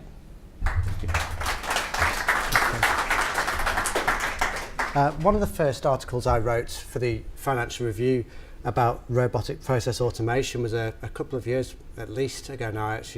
I interviewed Mohit, and I also interviewed a client of his, which was ANZ Bank. We got to do the whole Rise of the Robot Army headline, and it was read very well. And then the robots didn't take over as we suggested they might in our article, but work has still been carrying on in the area at the bank. And so I'm really pleased to welcome to the stage next Jan Walter Dunlop, who's in charge of automation at ANZ Bank, and he's going to talk to you about where they're up to now. So make him feel welcome. Thank you very much. Thank you, Paul. And the robots don't have a French accent. I certainly do. So happy to repeat and continue. But first, I'd like to thank Mohit and his team. Fantastic organization, which, you know, when you look on a global scene, having such players in Australia that, you know, drive automation and artificial intelligence, and have started here in Sydney. This is great. You know, this is a testament to the spirit of innovation back in Australia. As Paul said, there's been a lot of media coverage on what ANZ has been doing in the automation space, the sheer magnitude of the deployment that we have, the way we've approached it in terms of industrializing some of our automation. What I'm proposing to do today is, first I'll take you through some of the reasons why, we're looking at automation across banking, and the reasons are not all economic, and I'll talk you through the forces at play that we have, and what I call the banking new frontiers. Then I'll spend a bit of time talking to you about how we see our opportunities in terms of automation and what we want to do with automation as an organization. And then I'll spend the last minutes, as Mohit asked me to be the doer on the panel today, and actually talk about what we are doing. And I'll take the example of somewhere which is close to my heart, which is finance as a function. And I'll give you some snippets on what we're working on, but also how we are approaching the rollout of automation for finance. All right, first thing, no surprise to anyone, our first speaker and our second speaker have well spoken about the subject. There's unprecedented changes in the market which is facing the banking industry at the moment. And if I look at it from the risk and reputation, our reputation in the market, the trust that we need to build with our customers and our stakeholder, and how we need to restore it. The Royal Commission, which is making great recommendation, but for us it's about regaining that trust. Our customers, how do we empower our customers across the spectrum to be more digitally savvy and use the banks to their advantage to grow and thrive in the new economy? The emergence of the fintechs, which have a different business models to a lot of the legacy industries. I'm thinking of Australia Post, but ANZ is 182 years old, I think, from memory. And we have a cost base, we have a role to play in the society and in the community as well. And with this comes cost. And the fintechs have the luxury of targeting some niche, more profitable products, be faster to market, and start from a clean slate, I should say. Our people, our culture. So how do we help our employees to transform themselves and become more digitally savvy, embrace new ways of working, and ultimately transform themselves and make them marketable within the organization and outside of the organization as well, should they decide to. Financial discipline. You've all seen the results which were announced a few weeks back, and across the market, whilst still generating a hefty profit, there's clearly headwinds across the industry. Revenues are softening, and we need to focus on financial discipline to generating returns for our stakeholders. The last one, which is often the way people think about automation, is the evolution of the technology. So the cost of adopting new technologies, the cost of embedding them within our ecosystem and using them has dramatically gone down. And this is continuing. You think about AI or machine learning, 5 or 6 years ago, they were very expensive technology to deploy. Now, a lot of the software providers are embedding them within their products. The cost of embracing those new technologies is every time you look at a new version or you look at a new product, there's something coming up, and it's always exponentially leapfrogging the possibilities which we had before. So it's not the only reason why automation is having such an impact at the moment. But if we think of it, all those forces at play at the moment forces us to rethink about the way we operate, about the way we deal with our clients. You know, when I think of the digital experience, somebody told me the other day, if you go onto the ANZ app and you will benchmark it to whatever you were doing online before. If you were buying something on Amazon, you will compare that experience with your last digital experience. So suddenly, you know, we're not competing against the three other banks. We're competing globally on the forefront of experience. So there's a need for us to modernize our processes, you know, starting with the customer at heart. Somebody said before, Australian companies don't think of putting a customer first. I do agree. I completely agree. This is something which has gone into our language, into our semantic over the past few months, where we're talking about human-centered design and looking at the experience of the customer and rewinding it back throughout the whole organization and all our processes. To do that, we need seamless processes, systems that talk to each other, and, you know, legacy places like the banks in Australia can be a challenge. And that's where automation comes to play, to help what I call the front-to-back digitization, you know, making the end-to-end customer experience easier and with less friction. How do we think about our automation opportunities? So forces are at play. We think about automation opportunities around 4 different dimensions. Engage our customer better, transact with our customer better, monitor our process and risk better, and deliver our digital services better.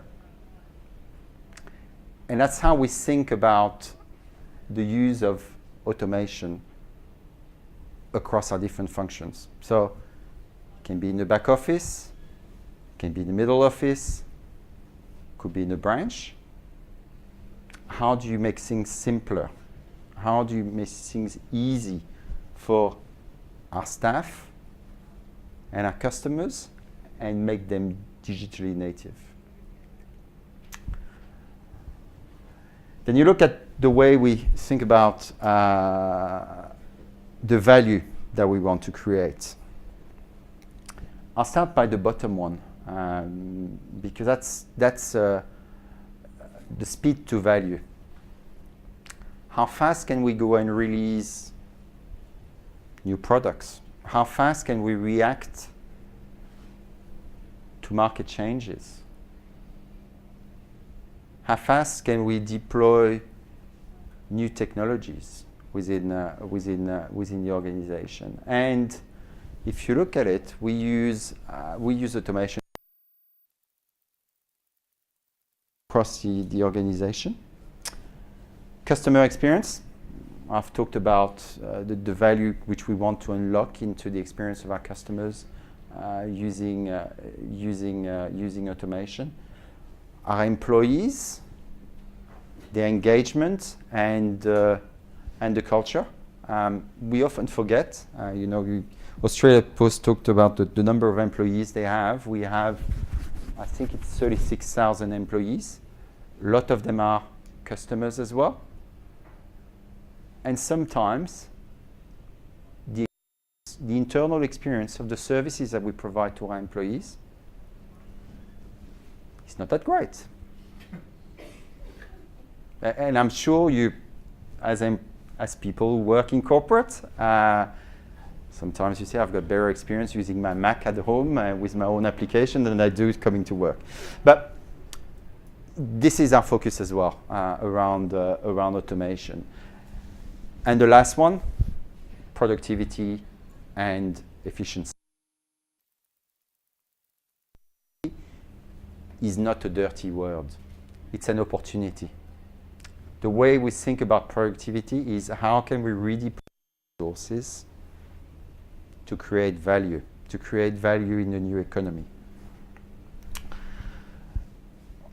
I've put some of the ways on how we think of looking at automation to unlock at the moment, and that's, as I said, that's current things that we're working on.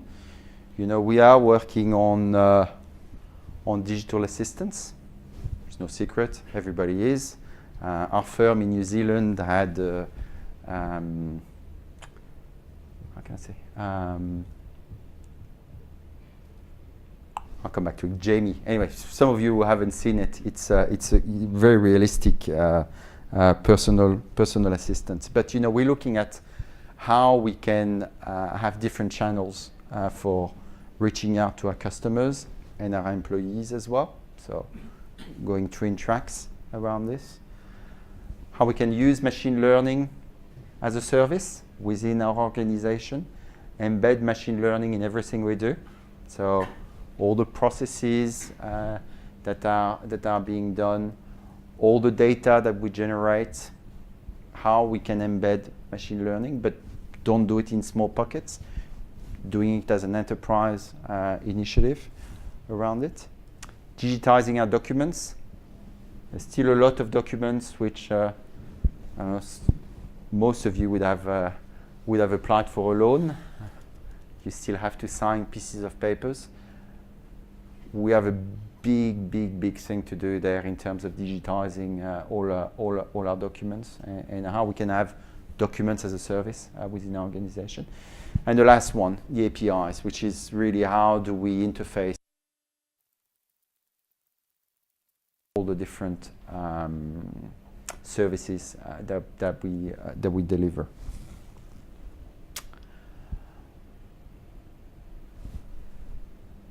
I've thought about giving you a bit of a view on how we've approached it in finance. And the way we've looked at it, we've said automation was a dirty word in a way. People said, you're going to take my job away. The robot army is coming, and they all speak French, which was not at all our intention. The way we thought about it is we see it as an opportunity to attract talent from our point of view. And in the finance team, the way we think about it is come and work, you will learn new skills, you will get a chance to apply it in what you do. It's skills that will be marketable in other parts of the organization or outside of the organization should you decide to. But we want to be the best team in automation. We want to be the ones who invest most in our people, invest most in our processes to make them cutting edge, and also look at decision science. Not data science, as you think about it, or things, decision science.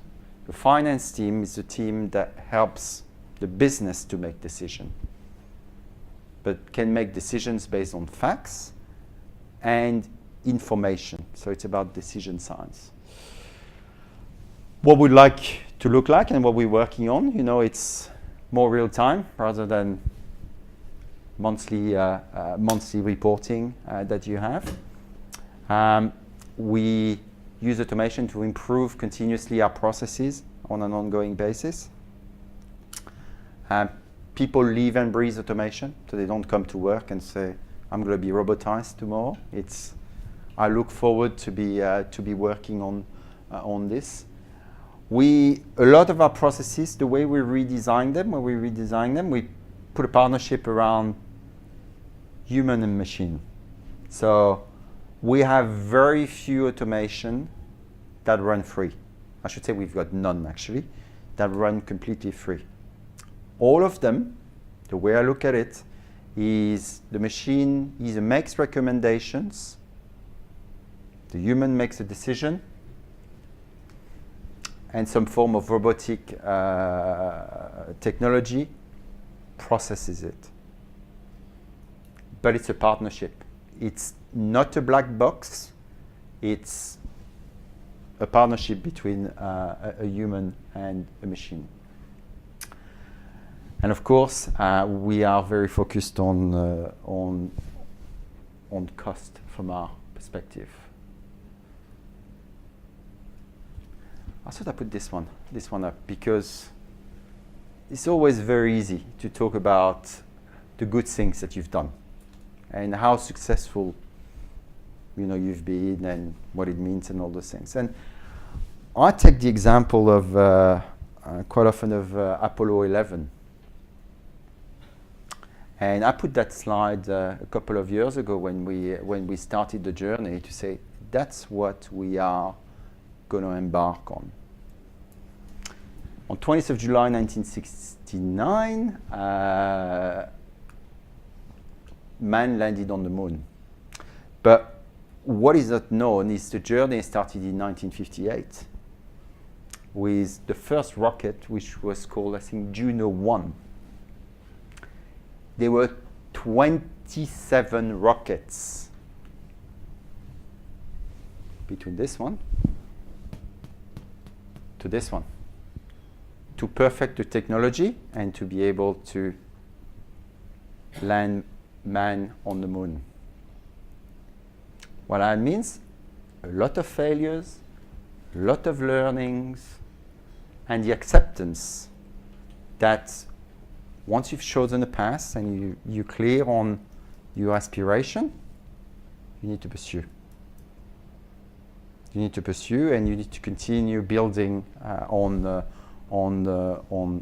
what you've done. But that's important because the fail fast or the acceptance of failure wasn't there. And we had to create, and we are still creating, that environment where it's safe to build another rocket because the one which I built before wasn't the right one. The way we've approached it in finance is the way we've been thinking about it, and approached it is actually quite simple. It's staggered from the left to the right, and we actually haven't really started there. Continuum of our evolution. We started with RPA within our shared service centers, which we have, which are process intensive in a way, which seemed the logical place to start to roll out our robotic process automation, where we said we're just going to mimic human actions. We're just going to do exactly what our people are doing. We'll do a bit of process improvement along the way, but mostly what we are after less errors, faster, and connect things together if we can, and learn about the technology. We've built a few rockets along the way. And I think we're still building some rockets in that space. It's nothing simple there, because you're looking at parts of processes that you do, and the holy grail is to get to an end-to-end processes. The second thing that we invested very early on is how can we augment the human actions, and we've done a number of things there, either using algorithm, where we use a large amount of data historical data, and found patterns in our data. And that could be new reconciliations, for example. And we say, here's a pattern, let's give it to a machine, and the machine to make us recommendation on what to do with those reconciliations. Augmenting. So rather than having an individual going through 2,000 transactions every day, he can focus on 80 of them, which are the ones which really matter, which are the ones that the machine hasn't been able to give you a recommendation on. But again, the human supervises the machine. We've been doing some work around natural language generation, which is how can you convert, I'm going to say dollars, but no, it's not dollars. How can you convert numbers into words? Fascinating technology, which comes actually from the media business and the print industry, where we try to generate some of the commentaries automatically. We've been looking at predictive forecasting. How can we forecast our sales and our cost profile around the business, and that's still ongoing. It's when you look at a complex business like this.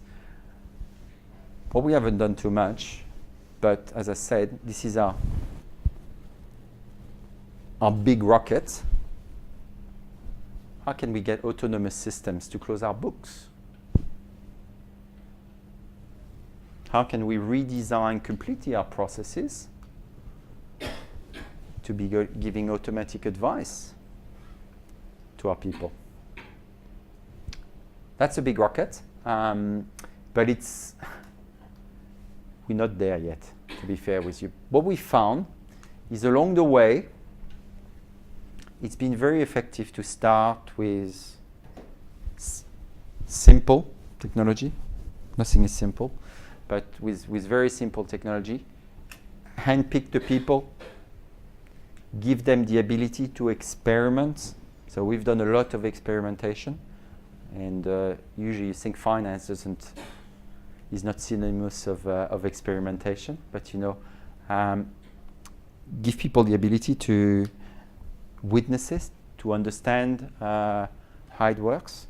Think about the impact it has on your employees and the fears and the emotion it can generate from them, and invest tactically along the way. But in whatever we've been investing, we've been thinking about what do we want to build. What is our goal? What is our mission at the end of the day? That's all I had for today, actually. Thank you very much. Thank you. Am I allowed to break? No. No. We're almost there at tea break. I just wanted to ask you a question from that last slide there. It suggested to me that you think that RPA will be evolved past.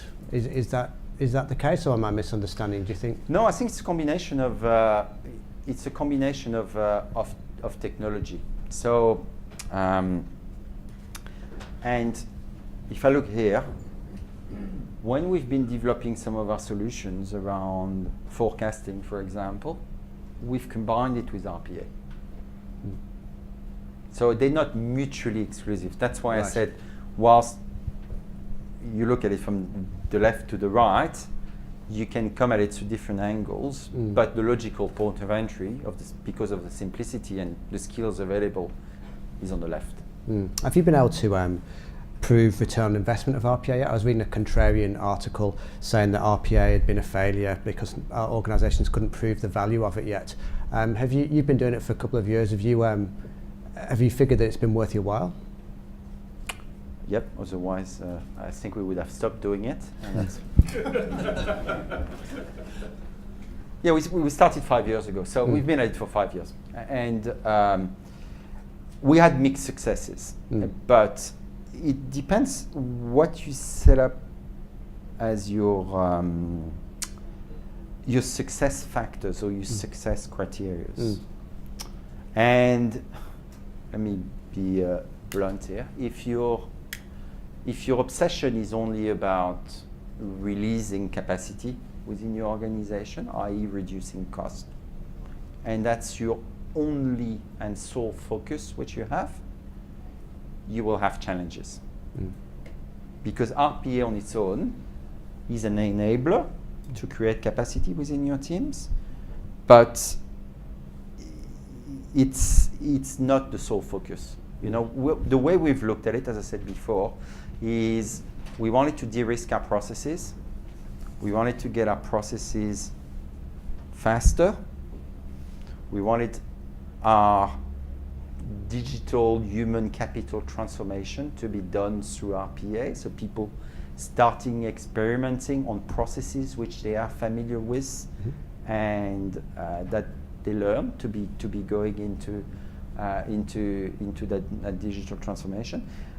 And we wanted to capture some of the analytics and digitize our processes in a way, because when an individual does it, the analytics are dependent on the person capturing what they do, as opposed to a machine being able to give them to you at the same time. Okay, was there one question from the floor here? Yeah, thanks. Arnaud France from ISG. Jan, as the doer, or introduced as such, can you perhaps just describe a few of the key, or quantify a few of the key benefits that you've achieved over the last 2 to 5 years? I think everyone heard that. Yep. It's always hard to say. I'm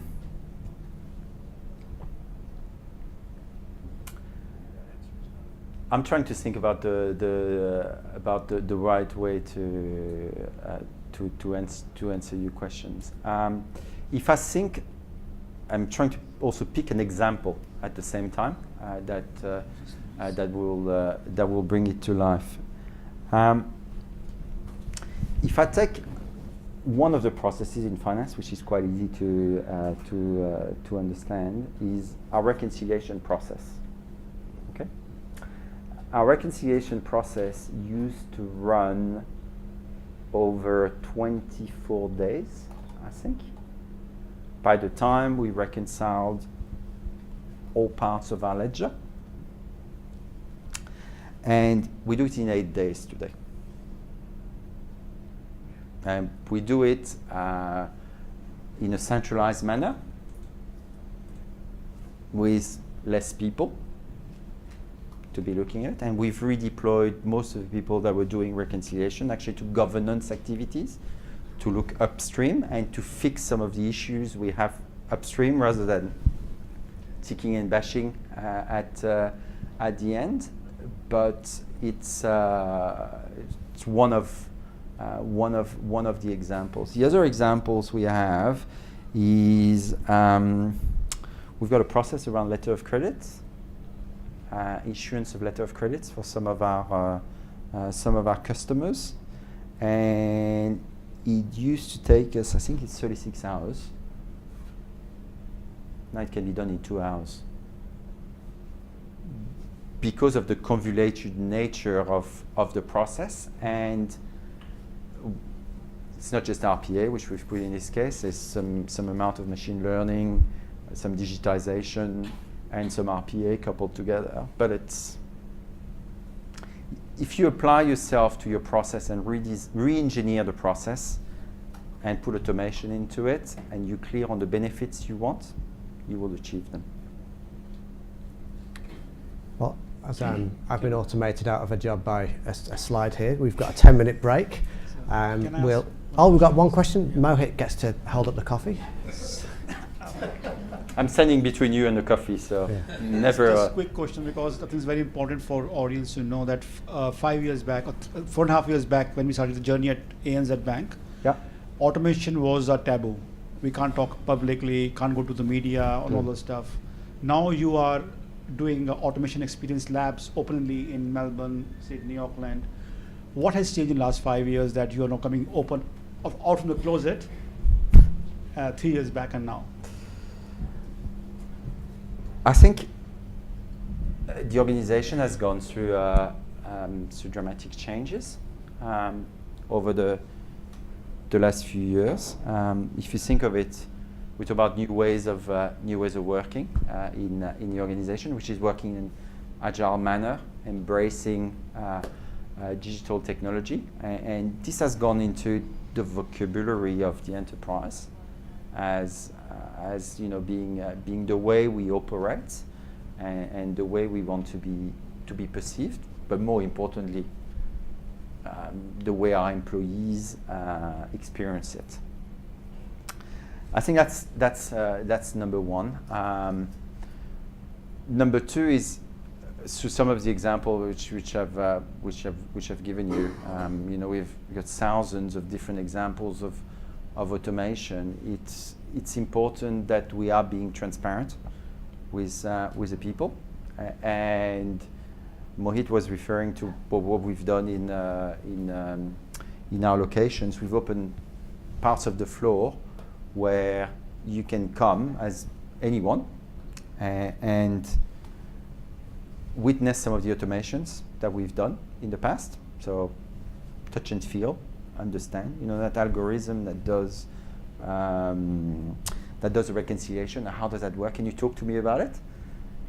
You can say, I'm doing that thing. I think there's a potential for it. Can you help me? So we've recruited coders, which are, and process engineers as well, which are on the floor and helping our employees, to learn. And we already have some of our employees who are turning around and say, hey, can I get a license to operate? I'd like to do it myself. I'd like to learn. So you have to. It's not something which you can. If you do that in behind a closed room without engaging with your community and your employees, you will not succeed. Thank you. Okay, and join me in thanking Jan Walter Dunlop. Thanks, Paul.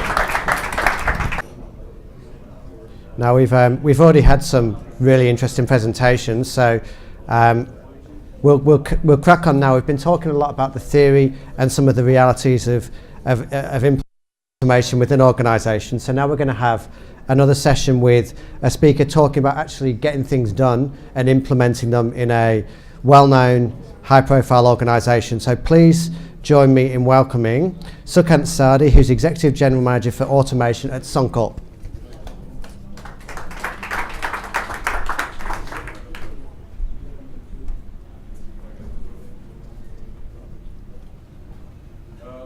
So I'm going to talk about the Suncorp journey on the automation in the automation space, and primarily I'll start with the fact that we actually we haven't been there around that long in terms of automation. It's only been about 18 months to 2 years, and we started with and tentatively, cautiously stepping into it. We thought, we'll give it a go. It was something. The vendors started talking to us about this, and there's a lot of conversation about proof of concept, and I'm sure everyone in the room has actually experimented with it, or you've been on the buy side, you've heard about the proof of concept. And we thought that was a bit like buying a toy, because the idea was we'll bring something, we'll build a toy, we'll build a boat, and then you see how that goes, and if you like it, we can do it for you in production. While that's quite a compelling idea, because quite often the partners are willing to invest in it. The challenge with that is it is essentially a toy. It'll work, it'll show you what it does, but you won't necessarily be using it in your BAU operation. So you're not actually sure what value you'll get out of it. So we expanded that concept. We said, we'll invest ourselves to some extent, but what we want is a proof of value. So proof of concept was essentially, would it be accurate? What sort of automation profile of a process, project implementation, IP rights, etc. But we actually expanded that to partner investment on an ongoing basis. How do you actually make sure that it keeps running? Maintenance, support. But these are just some metrics, but some dimensions of it. The idea, the philosophy behind that was, would it continue working in BAU? And would our people know how to actually use it? And that's a very important question, because to give you a context of where my team sits, we actually sit in people experience or HR, as opposed to technology or operations or anywhere else. And the reason for that is we believe in the virtual workforce construct, which is bots. And so building a bot, I don't know if you've actually seen one being built. It's not that hard. It isn't complex algorithms, at least in RPA. Even in AI, I think a lot of the complex math has already been done. It's all about how do you actually float it, how do you do the plumbing for it to run with your systems, and for it to continue running and delivering value. So we did that, and this turned out to be quite a good value for us. So I'll just talk about two bots that we built, the first two bots. One was named Sunny, so from Suncorp, not very inventive there. But and the other one was Max, after Mad Max. So Sunny was actually a bot that would write letters of offer for employees joining the firm or moving within the firm. And it's a pretty rote process, and we had about 3 to 4 people offshore working on this for us. One of our partners did the job. And what it involves, while it sounds like a very simple process, it is complex, and it's the fact that there's about 150 different variables to go through, whether you're a temp, casual, permanent employee, where you're based, what sort of legislation applies, all those factors exist. And the bot had all these complex rules defined where it would actually go in and select the clauses and put them in a template. And voila, you'd have your letter of, your contract ready. So the benefit of this, when we started running this, the toy was working well. When it went into BAU, it was still working well. And it was the turnaround time for someone to put in a request for a new employee and the contract actually getting in their hands was about 72 hours. That got reduced to 2 hours. The bot was working, at odd hours. It would go through it. The accuracy was stunning. It was 98% last time I checked. And it was very resilient because it was not a process that was going to change much. But even if it did, we focused on configuration versus customization, and that worked out quite well for us. So Sunny, made us quite happy, and there was a lot of appetite within the organization after looking at Sunny's performance. Mad Max turned out to be even better, actually. Mad Max was a bot that would it wasn't Mad, it was just Max. Max would actually read through transactions on facilities management and basically find breaks or reconcile those transactions, find any breaks in the audit. This is a very standard process, not just facilities management. It applies to many other domains. But there is an aspect of this process. The external auditor mandates that we do about X% audit. And it is, if you think about the process of audit, it's looking at an invoice and checking those numbers on an Excel file. If you've ever done something like this, you'll realize it's a soul-crushingly boring job. We had people not wanting to do more than 4%, and we couldn't reach that, we couldn't go above that. And so, we decided we made a very wise decision to offshore the process, not realizing that the process continued to be boring offshore as well. So we had, we had a lot of people not doing the job. We had attrition issues, we had knowledge management issues, and it's just something that we found it really hard to tackle. So there came Max on the picture, and Max, because of the fact that Max has limited ability to think and very little creativity, was doing this job very happily at 3 a.m. in the morning on a Sunday.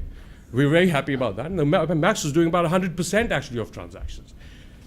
What was actually particularly serendipitous about this is that we found that Max was recording every single transaction as it went through it. So at the end of it, Max was giving us trends and insights on what it found about these transactions. So which particular sites had more issues, which staff had more issues, which vendor had more issues. And the people who were doing this job earlier, who found it really boring, were now only following the breaks. So, all of a sudden, you'd sit in a room and there'd be constant conversations about what was going on with the operations. There'd be references to Max. And very few people knew that Max was not actually a person. And then, you'd get all these insights and trends, which were quite interesting. So we found that it actually lifted the employee morale. And since then, there's no turning back. So anyway, I'll just talk about the operating model frameworks. Because of the fact that these two were quite functional, really beneficial, there was a lot of appetite. We decided to have a bit of a framework for people to engage with us.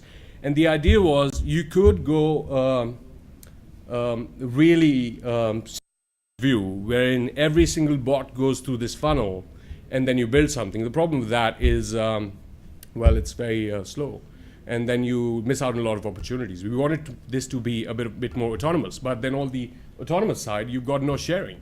So somewhere in the middle, as always, moderate wins. We've got the idea of federated model. The command center is a functional unit in each business unit, which drives its own agenda, a business agenda, primarily driven from automation in the command center for this. And then the central team, that's the team that I lead, we look after the frameworks and the education piece and ensuring and benefits and what more can we bring in. And our focus now is how do you actually lift this up one level and start talking about intelligent automation, bringing in AI capabilities, bringing in NLG, and all those other aspects of automation. I think I think everyone knows about this. The automation is actually a spectrum. It's not just one piece. It's a quiver of arrows, and RPA just happens to be one. Then we connected with NLG and NLP. That's you've got two arrows, and so on and so forth. So that's actually our focus now. And the idea was that the other thing we considered was we weren't necessarily we know insurance, I think we do. We know banking, but we're not necessarily the best bot builders in the world. We don't want to be, because soon enough this technology will be preceded by something else. So we want to be with someone whose core job is bot building. So we partnered with operational partners, and we got some results out of that. And that strategy has worked. And we've built internal capability, but not as a means to achieve the outcome, but almost as a result of the automation that we do. So it's a byproduct, and a really useful one, to be ready for the future. I talk about the command center as the functional people there, not what you see there. So we've got project manager, developers, process analysts, and SMEs sitting on the project side. So the command center would look at two things: lights on, let me continue running the bots I've got, and then project, what more can we do? What more can we do? Where can we go? And that part is driven by a business agenda. What do they want to do this year? Cost cutting, cost savings, revenue growth, customer engagement, whatever that might be. And we're a bit of a, well, not conglomerate, but we've got different business units, and each one has its own agenda, and we want to make sure that they're supported. On the supporting side, you've got business operations who have a vested interest in ensuring this runs, application owners who are an enabler because the bot works on the applications. Then you got the business communications, needless to say, they play an important role. Central team, so we support them, and the platform team. That's the technology that provides the base on which the bots are built.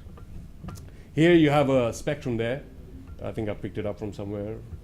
So essentially you've got RPA on the left-hand side, which is why we've experimented most with it. It's more well-established, and it's not that complex. But on the right-hand side, as you go towards this side, it becomes more experimental. But we are picking up components of that as we progress. So I think there is one thing I want to talk about here, which is why I think automation, particularly RPA, and actually others, are kind of here to stay. So the analogy I draw is that of manufacturing. So if you go back manufacturing 30 years ago, car assemblies, for instance, you had a lot of people working on the actual car, building it, or maybe even 40 years ago. They were building the cars. They were actually on the assembly, screwing the nuts and looking at the components. But then you had someone pick up those finished products and actually put that in a machine to test it, right? So it was a bit of automated testing, but manual, development or assembly. Then it was flipped. Now you have bots actually that build the cars, build the products, but then you have someone inspect the finished product to actually find what's wrong with it. And there's actually a reason behind it. That's because, one, we didn't have the technology to build.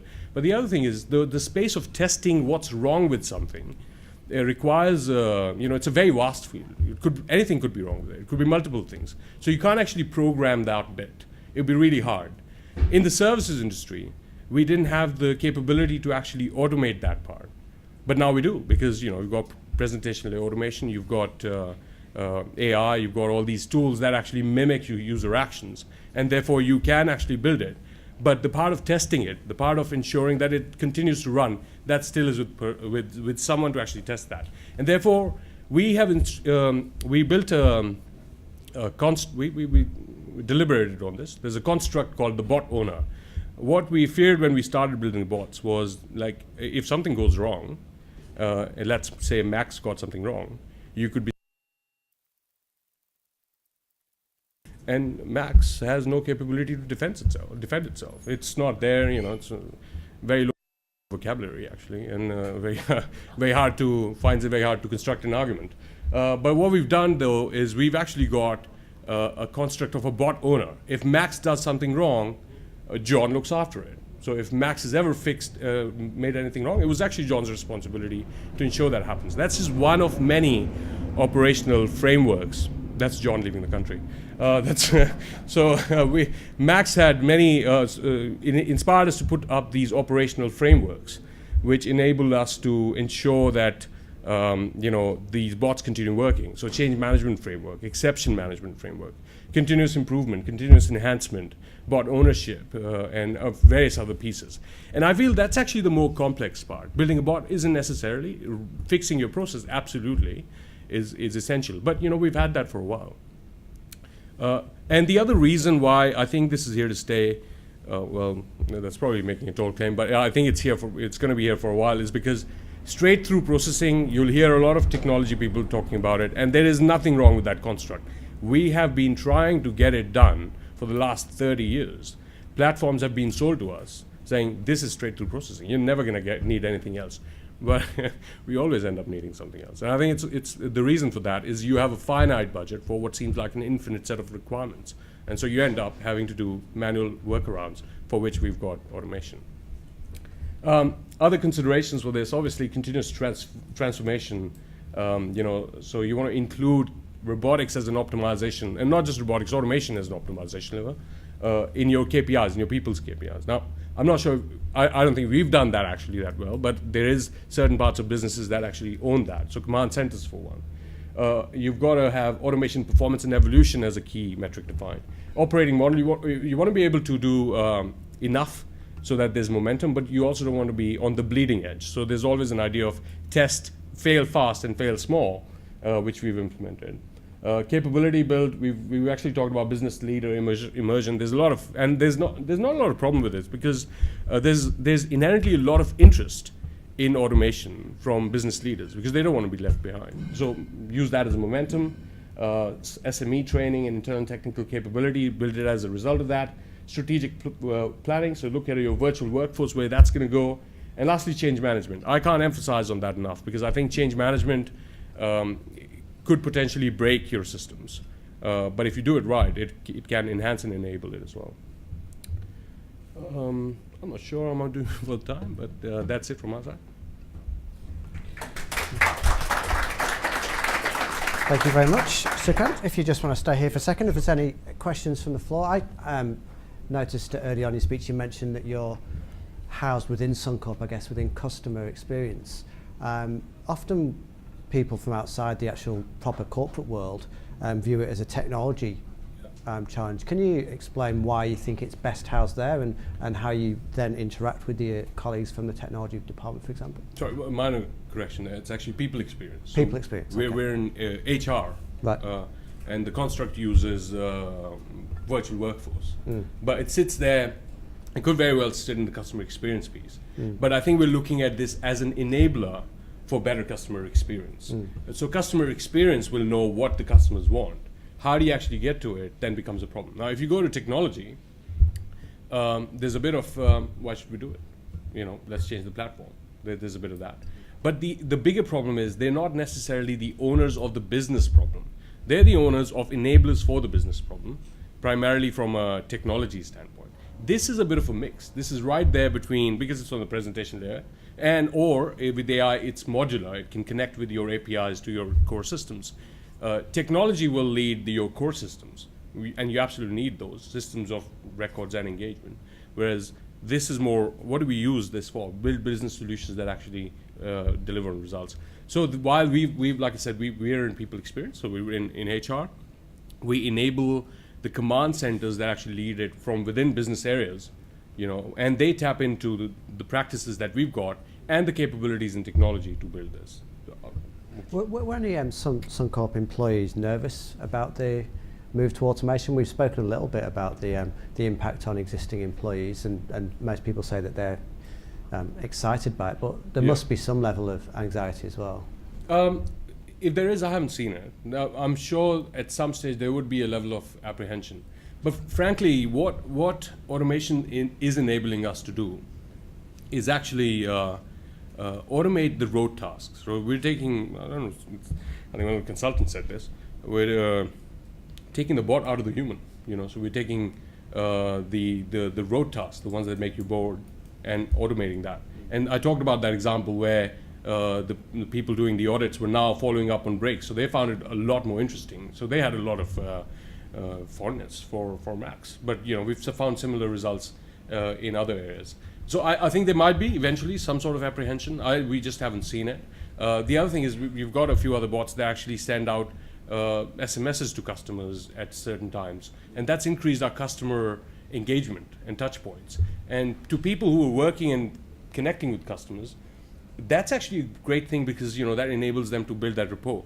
But we weren't able to do that earlier because it takes so much effort and we just couldn't afford it. But with a bot we can, because it's highly scalable. You don't have to have 10 people doing that job, you just have to have one, and you can expand that across the country, or even New Zealand for that matter, and it'll work. Are there any other questions from the floor at all? Pillar in the way. I'm just going to assume no one's waving from behind any of the pillars. Please join me then in thanking Sukant Sadi. Thank you. And now I'm going to invite to the stage your friend and mine, Mohit Sharma.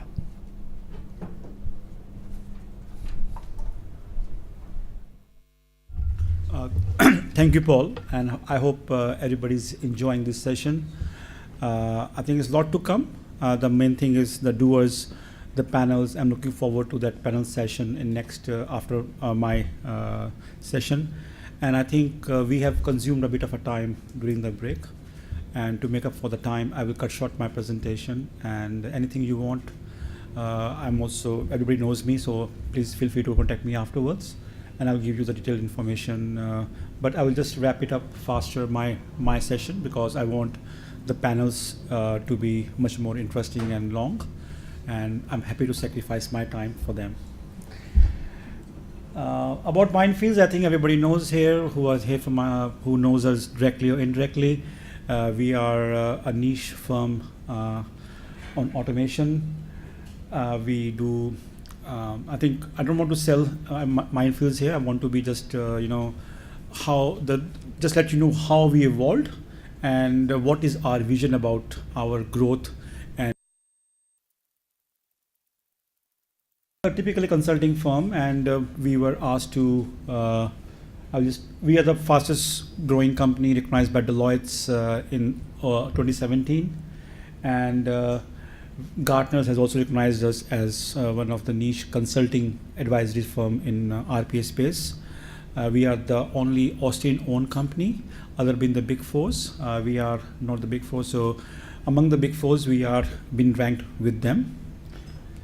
HFS has just ranked us against Accenture's EYs of the world as second rank for the voice of the customer, and we feel proud of that because I think ultimately everyone wants to work for the customer only, want to meet their KPIs. So we are glad and thankful to my team and our clients for this achievement.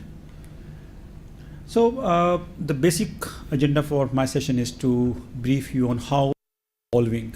How is the clients evolving in the RP journey? How are the tool providers evolving in the RP journey? And how are we evolving in the RPA journey? So I will just cover past, present, and future of these three entities in the ecosystem.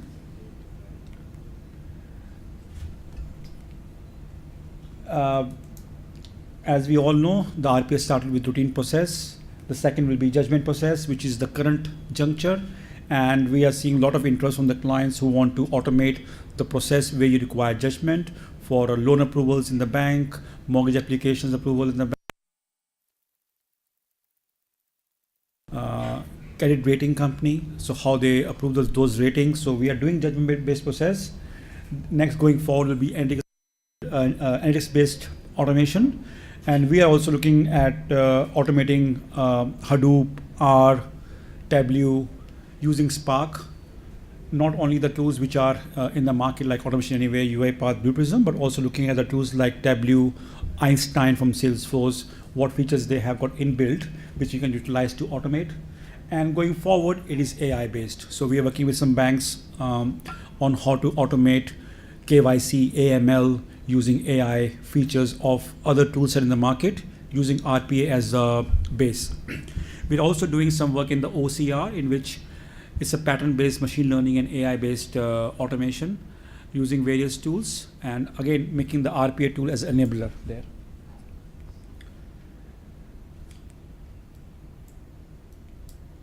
So client journeys, the clients in the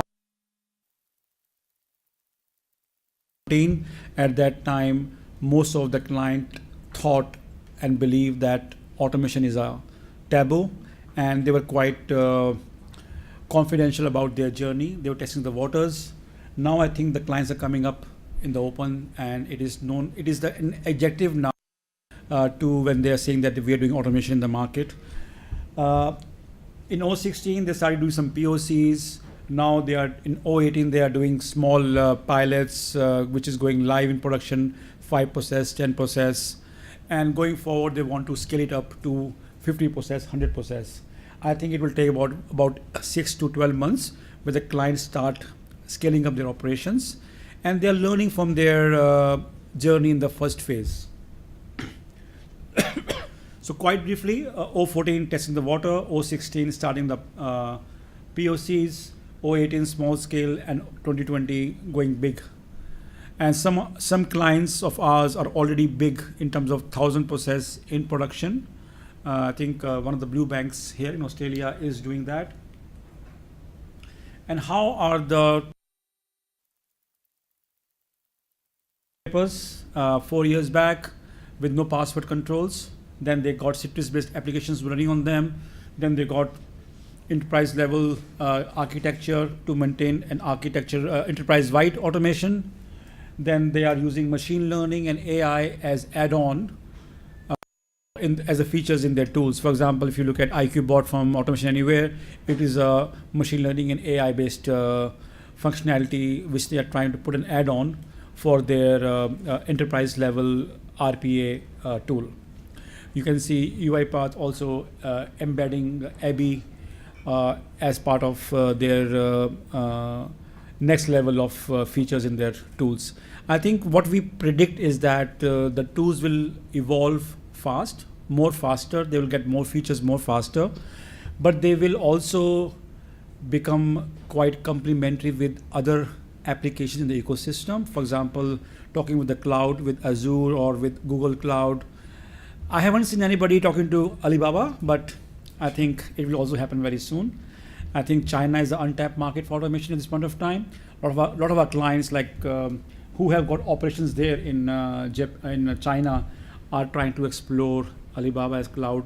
How can we store data there? Because they do have some restrictions on Google Cloud. So all this thing will evolve. Nothing is going to stop the automation. And we can see the naysayers who were there 3 years ago are also joining the party. Whether it's McKinsey, BCG, Bain, who were naysayers 4 years back, 3 years back, are joining our party now. And I'm very confident that it will grow multifold. How we have grown multifold from 4 people 4 years back to 45 to 65 and to now to multiple locations. I think that's the way to grow, and we're just hardly scratching the surface of automation currently. Our journey, in 2014, 2016 we grew from 4 to 60 employees, and now we want to, now we want to launch the products, because we believe that the body-based business will become obsolete, and we need to run fast to catch up that heads up we always have among the other peer level organizations, because the body-based business will become obsolete. What we are trying to do is we are automating our own consulting process to the extent we can. Any repeatable job in a consulting should be automated, and when we do that, the costing of the consulting comes down. which means that the journey for automation or AI for the clients or the other companies who are sitting on the fence will become more cheaper, which means that they can take the journey much more faster and much more efficiently. So these tools which we are launching today, COE.exe is already launched. CFO.exe is focusing on the CFOs, and my colleague Sukal will walk you through in detail. MindEasy is automating our own methodology, automating our own consulting process, how we rank the process for automation, how we submit the ideas into the repository, how we rank them. All thing has been now automated. How we make a UAT for them, how we deploy them in production, how we monitor them, their analytics, how many time they pass. So it all links or integrate with Blue Prism, Automation Anywhere, and UiPath. So this has been a very big. We are launching it officially today, but we already got 4 clients who have started using it because they don't want to wait till today to get it launched. We have got MindBots. MindBots are pre-built bots because we believe that we have built bots for various clients, and some part of the process is repeatable, like logging into SAP, Salesforce, Oracle Apps, or even doing any report generation from SAP for reconciliation. Since we have already built those things for other clients, and that is not confidential part of those engagement which we have done with the clients, we can reuse those library at no cost to our other clients. So what we are trying to do is to expedite their journey for RPA and to bring the price down or the cost down for the automation for them. So currently we are the biggest contributor of pre-built bots at the Bots of Automation Anywhere. Our bots has been the most downloadable bots as per the data shared with us. And I think it shows that the quality of bots we're putting is highly reusable. And we're not charging any money for that. What we want to do is to make it free for people and make the cost of automation so low that they can start the journey and the business case become more viable for them. Mind support is again our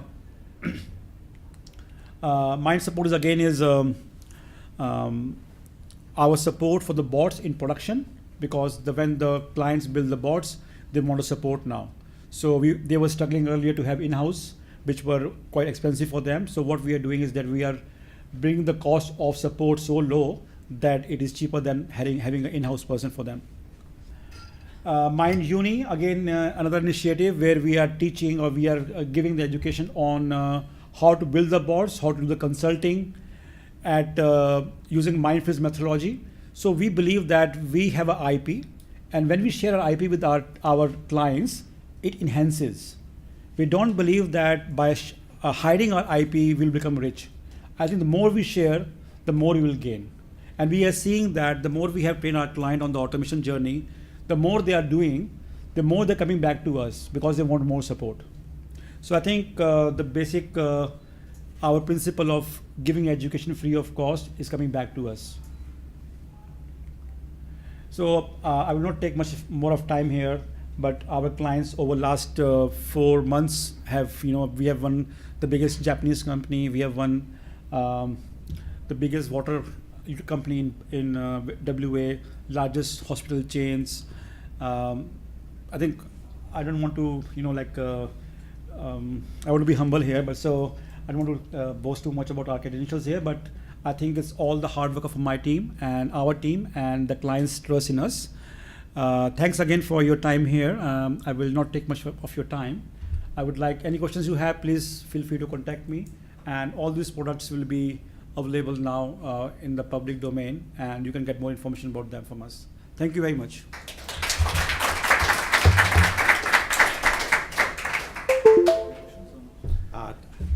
We have plenty of questions, plenty of time, but I think we will move on, because what we're going to do now is we're going to, actually I should say, the coffee machine over there, I think is still working, switched on, because I know I curtailed coffee a little bit to try and get things back on track, so please don't feel bad about sneaking over there and grabbing yourself a cup of coffee while we're talking, because we won't think badly of you for it. We just might all turn and stare when it hisses.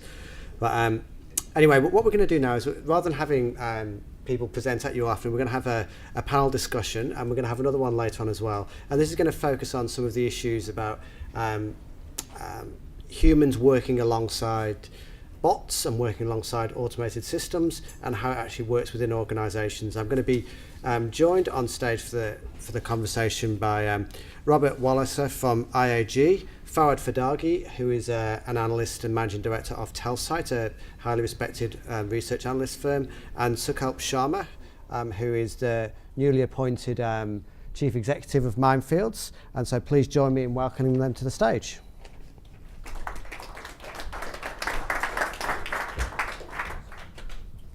We'll take a seat all friendly. Have you Jan Walter? Oh, Jan Walter's going to... Oh, okay. There we go. Why not? I'll stand up. How about that? You know, I'm not the talent here. Come on. Come and sit here, Phil. There we go, Jan. There we go. Okay. Nice. Sit yourself down. Come on.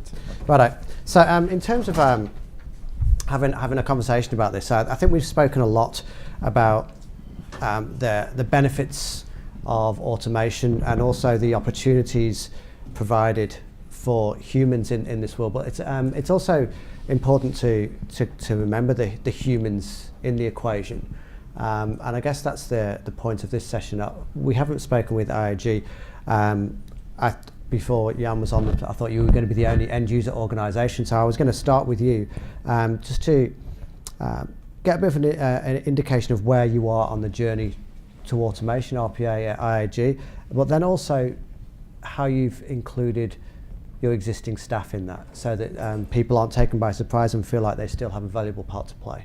Yes. Okay. So we kind of, I suppose, it's very similar to that curve that was just shown earlier. Can you hear me? Yeah. I think I'm mic'd up. Yeah.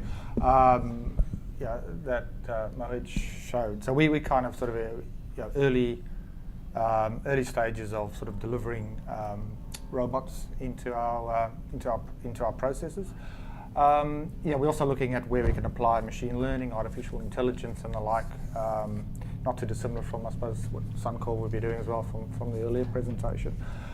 So how are we taking our staff on the journey? And I think it's an interesting one in terms of how people actually perceive automation and robotics.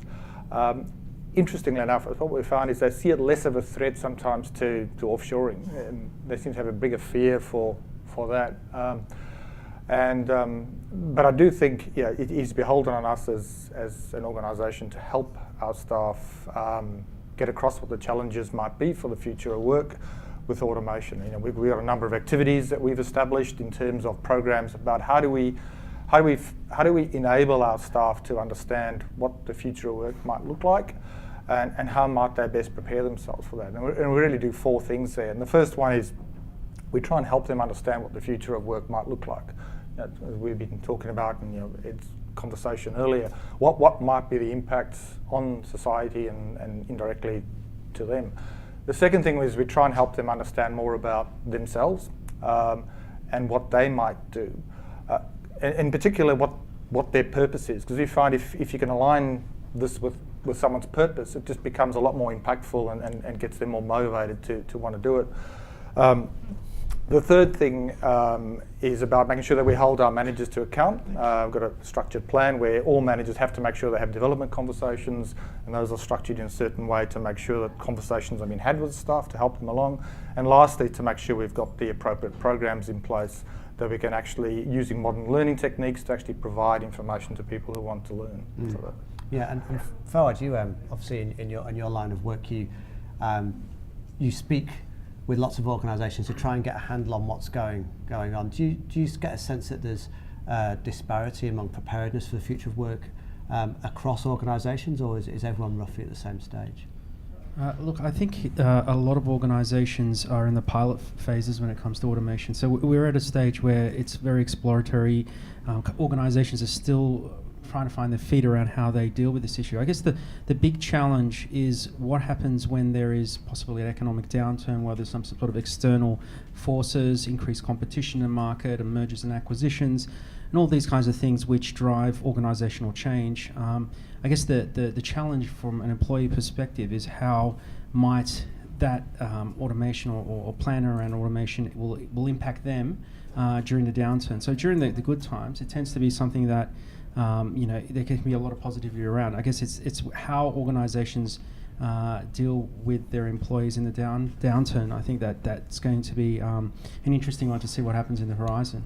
And do you have a perception from having observed industry on what it might mean? Because I mean, at the moment we've heard plenty of people talking so far today about the fact that it ameliorates a job, makes it better for them. Is that the uniform experience you think that people are going to see? What you actually probably see is an explosion in jobs related to support and I guess manage the transformation that organisations are going through. So it should be net positive. I think the thinking is that it should be net positive for employment. But I guess the challenge is that cultural and societal evolution is slower than technological evolution. So while we can put up charts that show by 2020, we're going to go into full-blown automation, I'm not sure if culturally a lot of these organisations are really prepared to know what that means, or in fact maybe are glossing over that a little bit by saying that maybe it's it's just part of an overall digital transformation strategy. So I think don't get me wrong, I certainly believe that automation will certainly happen and organisation will benefit from it and even employees will benefit from it. But I think that just navigating through those initial phases are going to be a little bit of a challenge for particularly larger organisations. Walter, you obviously presented earlier about the progress you've made over the last 5 years. Have the attitude of the people working within ANZ changed over that time? Was it something that had to be introduced gently, so to speak? How did your employees react? Initially when there was articles in newspapers, for example, about machine armies and things like that. I don't think this was deliberate, but I don't think we introduced it gently. We were very open about it from day one, and I think more than fear, people were puzzled. What does that mean? How is it going to work? Is it science fiction in a way? And a lot of the early discussions were how to make it reality, how to get people on a journey, and then you have the excitement. So you start saying to people, you're going to have to focus on more on value add. We're going to take away some of your manual processes, etc. Then frustration comes in because you don't always get it right the first time, and then people start realizing, how to make the technology theirs and make it work for them as well. To help you obviously look across a lot of industry. Before Mindfields, you were in the consulting world. What are some organisations doing better than others? Have you seen many mistakes in how they organisations have tried to introduce automation? Essentially, if you look at this fourth industrial revolution, it is a combination of human ingenuity and the power and precision of machines. Now, like all other industrial revolutions, the basis of this is human beings teaching machines what they do and how they do it. And then, so what is different about this one is, not only are we teaching machines how to do things and what to do things, but the machines are slowly, replacing it, and we're finding ourselves increasingly working with machines. And wait till the machines start making decisions. So that is the whole fear factor associated with this, and there's a lot of hype and articles in the media about it. So what we've seen organizations do well, in some cases where they've done well, is to walk on this change management journey and train and educate their staff on how to do this. But I think it's easier said than done, because it's as it is hard to get human beings to work with other human beings, and in this case we're talking about them working with machines. Most organizations where I've seen it done well, they've started managing their digital workforce like human workforce. Right. So one of our client organizations sets annual KPIs for bots and goes and introspects why they were not able to achieve the benefits and at the end of the year. And then they put that in the next year development plan for bots. Does that actually have a positive impact, or is it a bit of a gimmick? It certainly does, because for one, it's a good way of measuring benefit realization. Most projects, benefit realization does not happen naturally and is not done well. So if you think about in terms of a business case, and has some dollar value of benefits that will deliver, and if you have a mechanism which is laid out in the form of a performance management plan, then it gives you a natural means to assessing that and evaluating that and course correcting. And like all other things, lessons learned and correcting your course and learning from the past mistakes is a very important part of it. And organizations that do it well, they take care of that part well. Yeah, and we're talking about the opportunities and I guess threats for the people working in organisations in the automation era. How big a challenge is training? I mean, we've spoken about skill shortages. Have you got people working for you that have the skills that you need, or is there a big scramble on to try and get people up to speed? Yeah, I think it is difficult to find sometimes the right skills. And I think if I think about some of the challenges we're going to have going forward, and I think the education systems are somewhat of a challenge. I mean, my eldest son has actually just started university, and I look at the whole course they do. It takes 4 years to come up with a degree. He seems to be at home half the time. It's very much sort of a sheep dip kind of approach. And how relevant is that to kind of a world that is accelerating with change, right? So I think it's about how do we create more bespoke kind of learning experiences to get the skills we need. Because I think we focus well on general skills, but we're all individuals and we need different things. And I think particularly with digitization and looking for the skills that we need, things like digital dexterity, it's about agility, it's about open mindset. So it's not always about the technological nous and being able to program. Yes, that's useful. But being open to change, being able to pivot, prepare to fail, and then try something different. I think the kind of skills we need to be teaching people, and I just don't think a lot of that's happening yet. I still think we're very much entrenched in some of those traditional top-down education approaches. What about at ANZ? Where are the most useful people being found from within the organisation, or have you had to hire in a lot of people from outside since you've been looking to do more automation? I'll answer the question differently, actually. One of the things that we've been thinking about, and when we embarked on the journey, is what are the roles that we may need once we start rolling out automation, and we couldn't figure out. We couldn't honestly. We couldn't say we're going to have data architects and all those things. We had no idea how many would we need. So the way we looked at it is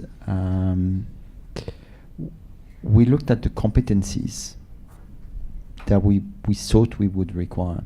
So I'm going to go again, the agile mindset, human-centered design, process engineering, coding. We didn't really care about people knowing, UiPath or AA or whatever. As long as you know 2 languages, we were okay. And we started putting all those things together, and we said, where are we going to find those people? And so we had to take a two-prong approach. One was go and hire people who are, basically tick the box on what we wanted, or tick the majority of the box that we wanted. Then we had to train our own staff as well, or some of our staff tick the box as well, and develop them to go into aggregation of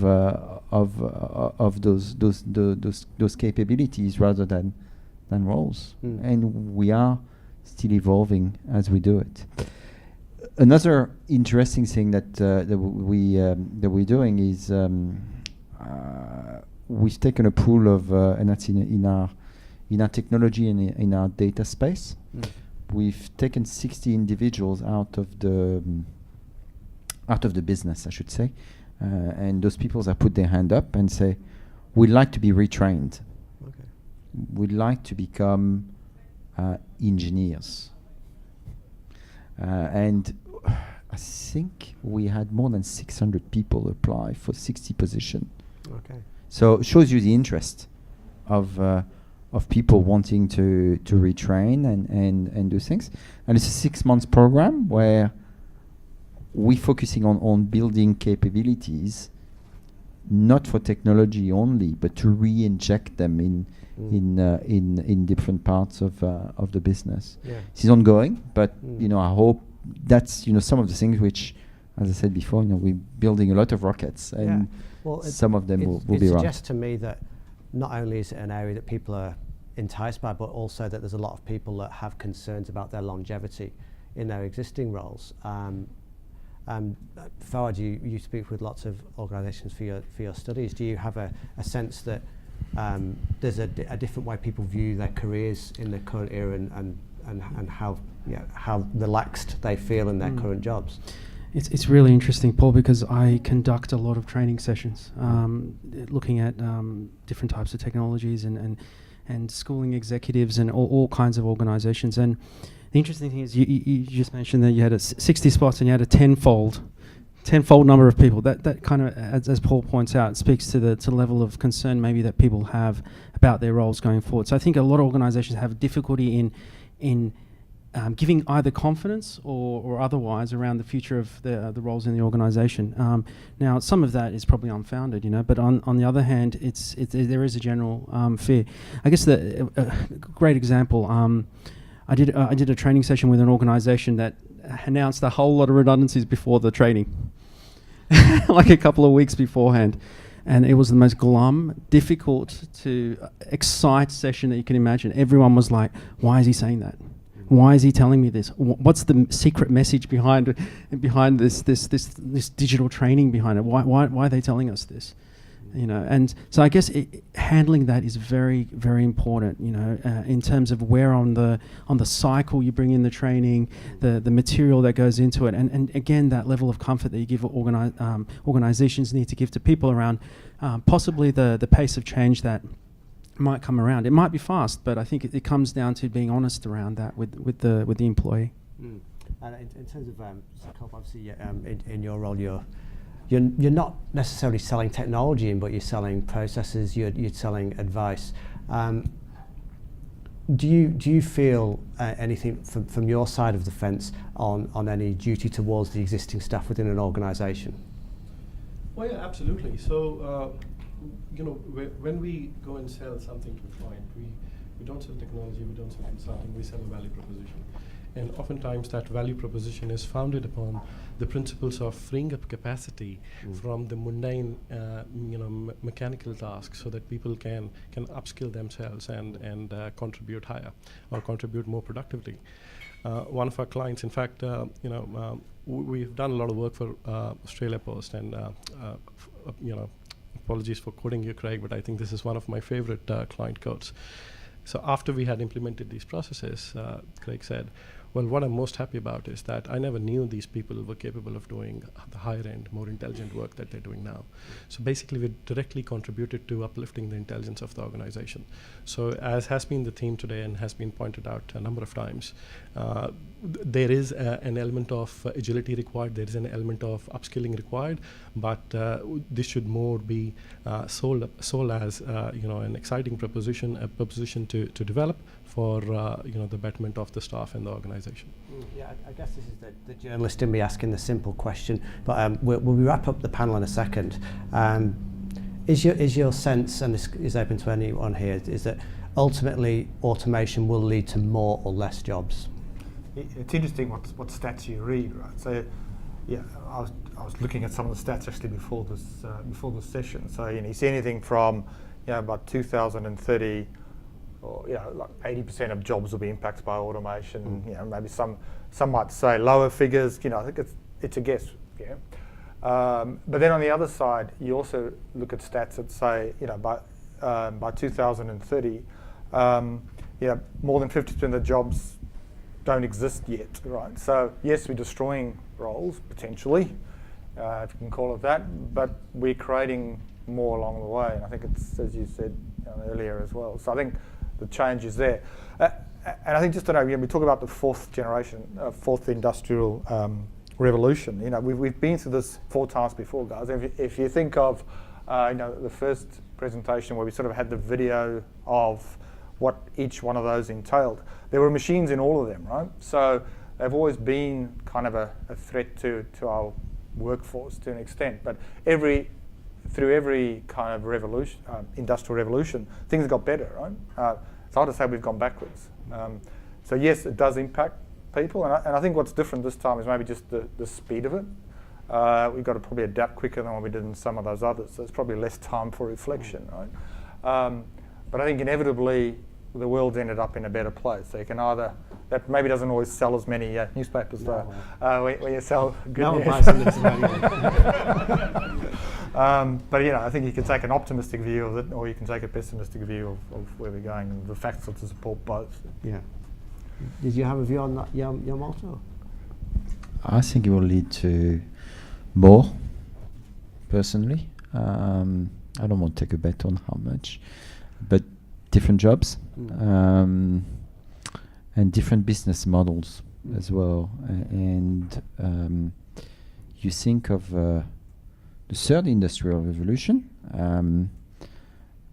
one of the big change as opposed to the second one was how the work was organized and the organization of the work. I think we will look at different types of organization. The role of the state will potentially be different into our society. The role of the banks as well. I think we think about our role in the new economy as well. Where do we fit? You know, with decentralized currencies and all kind of things.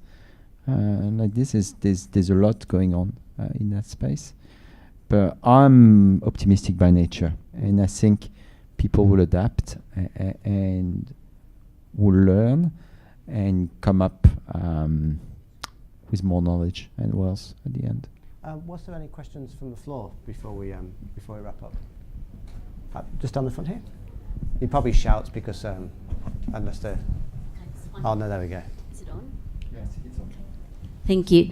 Geeta Charan from IMP. I run the Center of Excellence for Automation at IMP. We've been on the journey for about 3 years now, and we've got quite a large number of bots in production.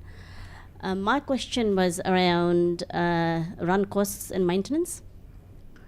One of my toughest stakeholders mentioned that robotics is like a noiseless service delivery, which is nice to hear, but behind the scenes it's not so noiseless.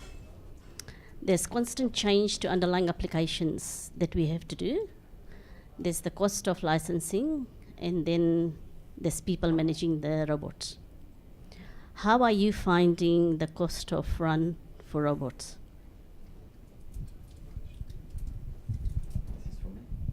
Well, first we put it in our business case up front. So we right away when we embarked on the journey of automation, we costed it, and we said we're going to need support, maintenance, and we're also going to need, that we didn't do at the beginning, but we did along the way. We're going to need to integrate it with our IT architecture and our IT infrastructure. So all our bots are, for lack of a better word, cataloged with IT, which understands and does regression testing. There's some words, it's very hard for me to say. Regression testing on all our bots before they apply change within the organization. It takes a lot of rigor. It slows down, but this is the right thing to do if you don't want your maintenance costs to blow out, basically. So my question was around the cost. I will not give you a dollar number. So I'm not asking for the dollar number. My question is, in the end, the processes that have been automated, the cost of run, does it justify it? Is it still a beneficial proposal? It does. Overall, it does for us. And you have to look at the complexity of the processes and where they're being undertaken as well. I'll just add 1 or 2 points from my experience. Just like anything else, all other projects, like you rightly pointed out, there's an element of underlying applications. So the bot only works on what it sees on the screen, and if what it sees on the screen changes without informing the bot, then the bot will be puzzled, and it will not do what it's supposed to do. So it is about putting those processes around that.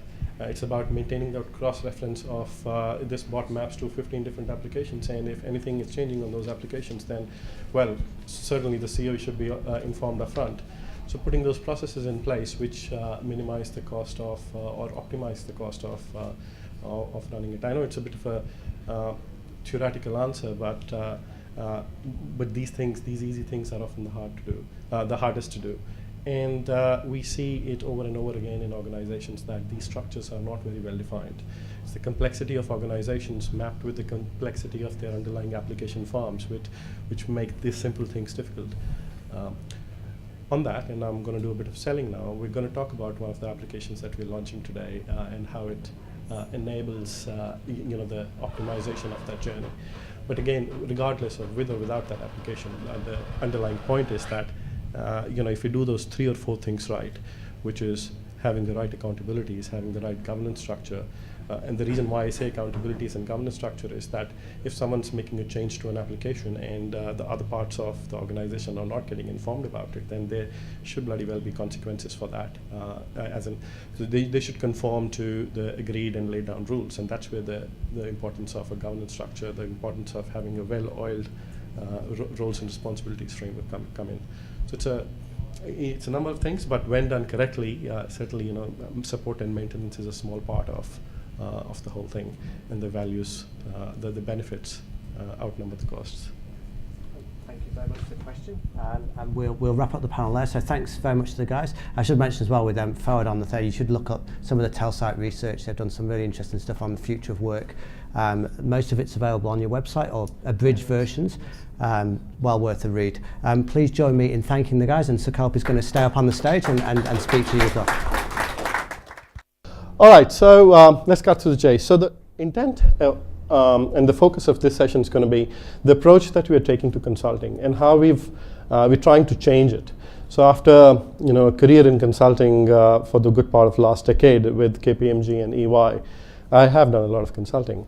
And when I joined Mindfields earlier this year with a mandate of revamping and focusing on the consulting practice, Mohit and I decided that we need to change the way consulting services are delivered.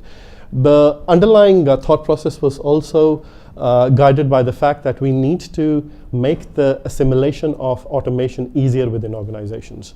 And how do we do that? We do that by lowering the barriers to entry or barriers to adoption of RPA services and management of RPA services. So with that thought process, the first we thought let's productize our consulting services. Now, what does that mean? So we said we don't need to reinvent the wheel every time. Let's look at the drivers of cost of delivering consulting services. So it's obviously manpower and highly trained manpower who come spend a lot of time and then come out with solutions and then convey it back to the stakeholders and then hopefully try and find the line of best fit and produce a solution that works. Do a lot of change management in the process, do a lot of tweaking, do a lot of so we thought a big driver of that is human effort and creation of that IP on the go. So is it something, can we identify those common areas of service provision which lend themselves well to investing in a lot of IP upfront, which we take to the client side and adapt to the client side, to the client's requirements while we but not do it over a period of 20 weeks or 25 weeks, do it over a period of 3 weeks to 4 weeks. So with that thought process, we launched our first product, which is called, which is COE.exe about 5 months ago. And again, the idea was just like we configure products or software products in organizations, we take a 70% offering to the client, focus all our consulting power and effort on adapting those generic but high quality IP to the client's requirements, solving stakeholder problems, getting their inputs, refining it, and delivering them a highly customized, high-quality solution in the end of it. And doing this all in a 3 to 4 weeks period of time. So the value proposition from our side is that we're giving clients the same outcome in a very short period of time, and the fact that it comes at a very low price tag as against some of the other competition, or how I used to do it earlier, we are able to do it more than them, and it creates a lot of value for money for the customers. So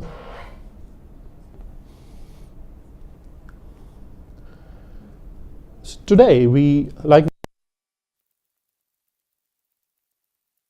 2 months ago to having a lineup of 6 products today. We certainly shows our focus from we're shifting a lot of our attention and our energy towards these products. What I'm going to do now is I'm going to talk about each one of these products and play a few videos as well. So like I said, we have implemented COE.exe of excellence offering. I will talk about that. But the product that we're launching today is CFO.exe. So CFO.exe is aimed at solving problems in the finance function. So think of good old finance transformation. What do we do in finance transformation engagements? We understand the current state. We identify the pain points across the anatomy of the finance function, or the length and the breadth of the finance function, be it financial controlling, be it FP&A, be it corporate finance, be it treasury, be it tax, be it APAR, and identify those pain points, map those pain points to themes or root causes, and then propose solutions that will address those pain points or those clusters of pain points.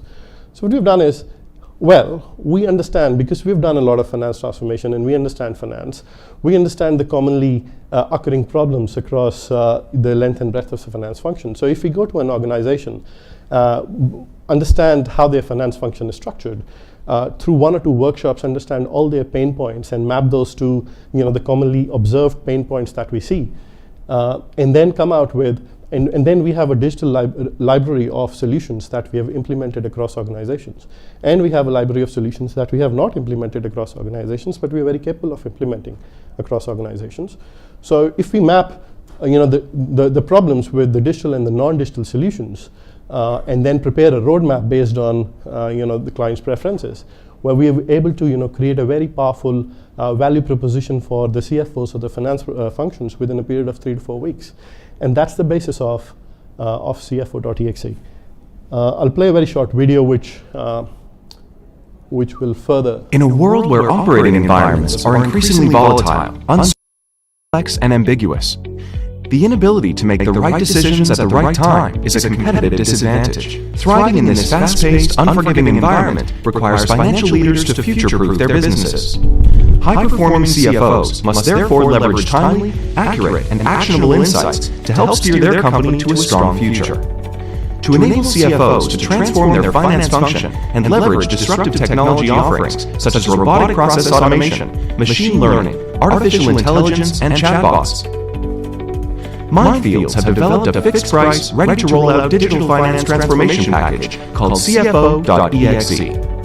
The CFO.exe package comprises of a combination of frameworks, smart tools, and templates to quickly assess the maturity and health of your finance function. Our targeted consulting services subsequently help deliver a digital finance transformation roadmap in 3 quick steps. 1. Assess the current state pain points across all areas of the finance function and conduct root cause analysis. 2. Map pain point clusters to potential digital and non-digital solutions. 3. Prioritize the identified solutions into a 6, 12, and 18-month implementation roadmap, supported by a fit-for-purpose business case. Leverage our disruptive market offering to help develop a forward-looking finance function quickly, effectively, and efficiently at a fixed price. To know more, visit www.mindfieldsglobal.com/CFO. So we have brochures of this product on the stands, and Mohit and I will be available over networking and drinks to talk more about this as we go. In the interest of time, I will keep going, and if there are questions, I'll take all the questions towards the end of it. All right, so this is our flagship productized offering, COE.exe. So like I said, over the last and every time it's been further refined, and I mean, with hand on heart, I can say that we, in a very short span of time, we've kind of taken the market leader position in setting up centers of excellence. Some of our clients had existing centers of excellence, and we helped refine and optimize the operations for those as well. We do it in a very quick span of 3 weeks. So the whole idea is that, in week one, we kind of focus on establishing the foundational blocks of a center of excellence. So which is, what operating model does the COE have? What should be your framework? What should be the roles and responsibilities? How does IT, what role does IT play in supporting the automation footprint in your organization? Because automation is slightly different from other conventional technologies in that empirical evidence suggests, and I'm saying this based on my experience of interacting with a lot of clients, sometimes IT functions see robotic process automation as unproven in the process of being developed technology. So they have their apprehensions. Oftentimes it's closer to the business, but ultimately whatever processes get automated, they have to use applications that are supported by IT, and they have to, which are hosted on infrastructure that is managed by IT. So it is really important for the cogs of the wheel and all parties, the Center of Excellence, business, and IT to be aligned in how it gets managed. And if that part is broken or doesn't happen properly, then invariably there are problems. So we get the foundational elements established in week one. We then focus on the operational elements of it. So a day in life of a COE. How will the Center of Excellence facilitate the identification of processes that should be automated? And selecting the right processes is the first step to success. How do they do real-time business cases? What does the prioritization framework look like? How does risk get managed? How does the COE continually improve itself? How does it learn from its own mistakes and build that in its operations going forward? What does the COE report on? What's the performance measures that the COE is responsible for? So all those things we focus on in a workshop in week two, and then help establish that in week two. And then what we also do in week two is we get this IT business collaboration well established in week two. And then third and fourth week are focused on involving and incorporating stakeholder feedback, presenting it back to them, what it looks like. And by the time we're done at the end of week three, week four, we have operationalized the Center of Excellence, given it leading edge tools. So some of our business case tools, our prioritizations tools are industry leading. And we train the users on using that. So that's a Center of Excellence offering. And I'm going to play a video. Some of you, because there are existing clients in this group as well, so they have seen it. So apologies for that, but... Mindfields drives innovation and excellence by leveraging disrupting technologies to optimize business processes that enable clients to grow for tomorrow. With this thought process, we've devised an innovative, do-it-yourself Center of Excellence executable package, a Mindfields proprietary offering for managing automation, chatbots, and wider artificial intelligence initiatives in any organization. The COE.exe package comprises two key components. One, the framework that acts as the guide through the COE setup. And two, the associated tools and templates that complement the framework and support the day-to-day operations of the COE. Not just that, our targeted consulting support helps clients customize the COE to the organization's unique requirements. Having an already established framework, tools, and templates enables us to focus on better stakeholder engagement and on customizing the artifacts based on inputs received from the different stakeholder groups. This reduces the cost while providing significant benefits of delivering low-maintenance RPA quickly, efficiently, and effectively. By providing a do-it-yourself automation COE solution at a fixed price that is scalable to chatbots and AI, and that can be rapidly implemented, Mindfields is progressing its commitment of enabling its clients to grow for tomorrow.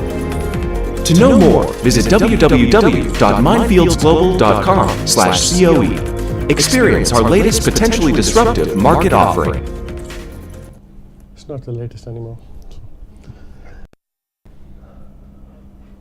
All right, so this brings me to MindEasy, which is our latest automation management platform. Now, one of the things which we observed was that having Excel sheets for doing business cases and having documents, prioritization frameworks per process, and this can get a bit tardy and messy to manage. Can we not automate the entire journey, the entire footprint, the entire landscape of managing automation in an organization? So that was the genesis of the thought process behind MindEasy. With MindEasy, not only does it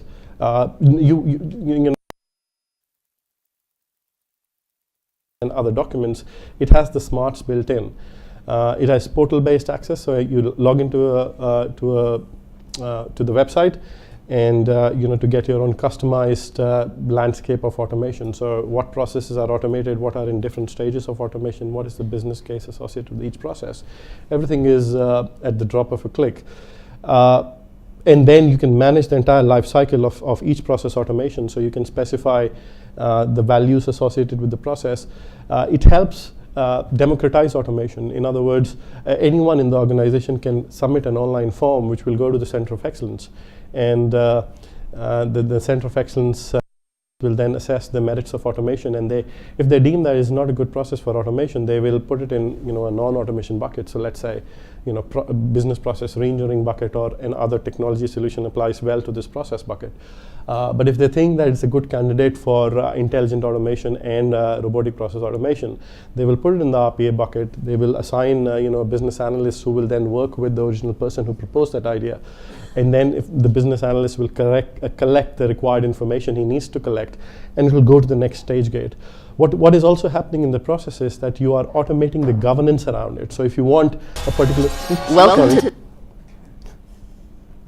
If you want steering committee approvals after each stage gate, so the process can be automated that once the business analyst has approved it, once the COE manager has signed it, it goes to the steering committee, and then they approve it, and then you mark that flag approved, and only then will it go to the next stage gate. So you are eliminating a whole heap of noise and optimizing the workflow of automation.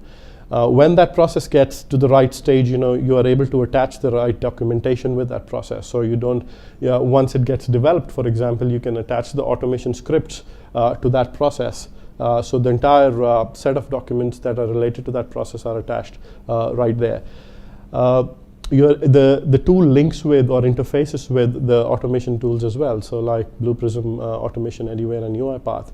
So whatever is happening in those tools, the bot performance, bot failures, bot stats, they directly get connected to this. And then at the click of a button, you can generate management reporting. So the entire weekly, monthly, daily reports can get generated out of it. So this is our attempt at making the management of the automation landscape and footprint really easy in organizations, giving more control, maintaining that cross-reference of what applications get impacted or are used or leveraged in the automation of this bot, and then assigning that to the relevant owners of that application, and so that flags get raised when something changes. So all that's done and achieved through MindEasy. I'm going to play a short video for this one as well. Future of automation lifecycle management. MindEasy, Mindfields' integrated cloud-based automation platform to help manage, optimize, and accelerate your entire automation journey from process ideation to production lifecycle management by leveraging our proprietary methodology. It assesses and prioritizes suitable processes for automation, auto-generates business cases, and enables real-time tracking of value realization. This centralized, scalable, and highly customizable platform provides a single source of truth to effectively track progress of your entire automation lifecycle and enables additional capabilities and features for the future.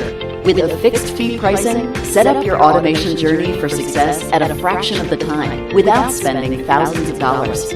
MindEasy's real-time executive dashboards and one-click management ensures optimal understanding of the opportunity and its impact on time, cost reductions, and other benefits to facilitate speedy decision. Our proven methodology, time-tested tools, and templates takes care of any unique exception or general queries that can easily integrate with your existing platforms and market-leading automation tools. With MindEasy's smart analytics, you can now generate real-time, actionable insights and CXO dashboards with minimal efforts. To know more, contact us today.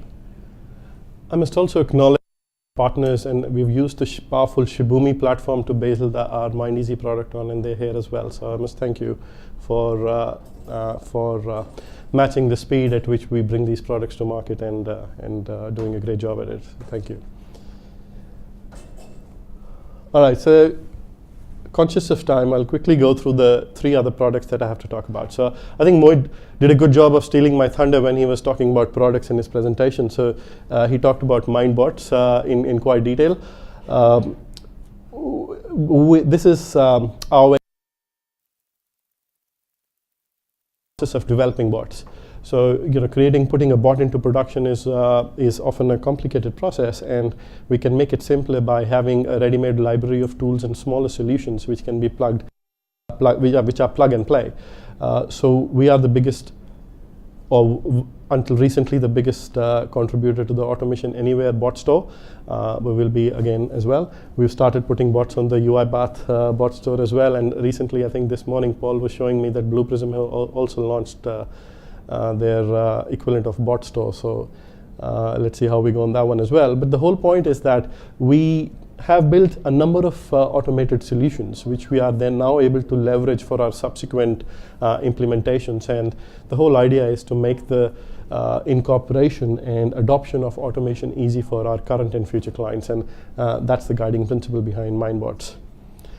These are pre-tested, pre-verified, and just like an app that goes on the Apple Store, it's thoroughly tested. So it's basically drag and drop. Mind support.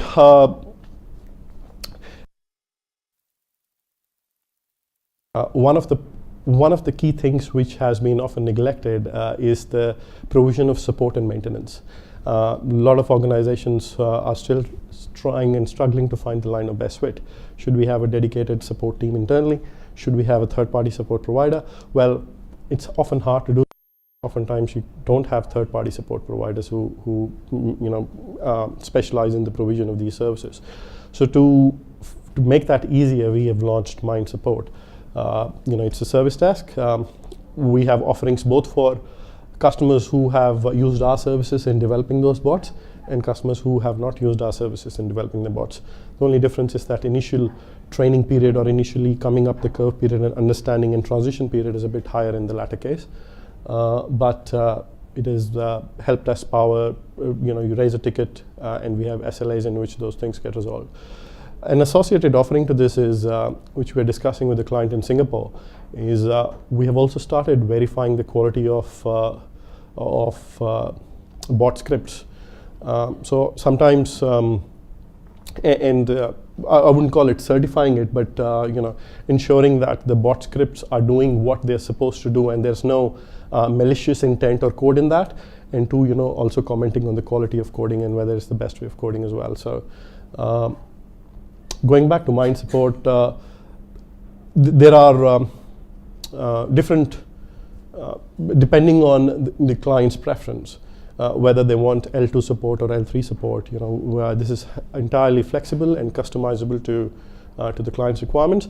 We work with them to understand what type of support they need, what support package they need, what their bot footprint is. If a client has 2 bots, then what they'll probably require is very different from if a client has 15 bots. If a client has no support person, the offering they'll require will be very different from if they have a team of 10 support people or 5 support people. So entirely customizable, but the idea is to bridge the gap and provide that professional service to support RPA and automation assets. And finally, last but not the least, MindUni. So this service is aimed at bridging the divide in the skills so that we are able to have more people who can support automation and automation implementation across organizations. So it's targeted at 2 key types of users. So training across corporates to train their existing workforce, to upskill and to be able to support automation, and to higher education students on some of these things. Where this is different from the programs that are offered by tool, we're very particular about the quality of training that we impart here. So we are not, the focus here is not to increase our tribe.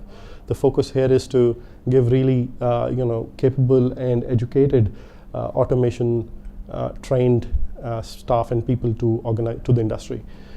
So for students, the focus is they can specialize on the upfront consulting part of the things, which is a key skill set as well, on the identification of right processes for automation and taking it all the way to the business case and process mapping and so on. Or they can actually get their hands dirty with coding and go ahead and do the development as well. Again, we do not.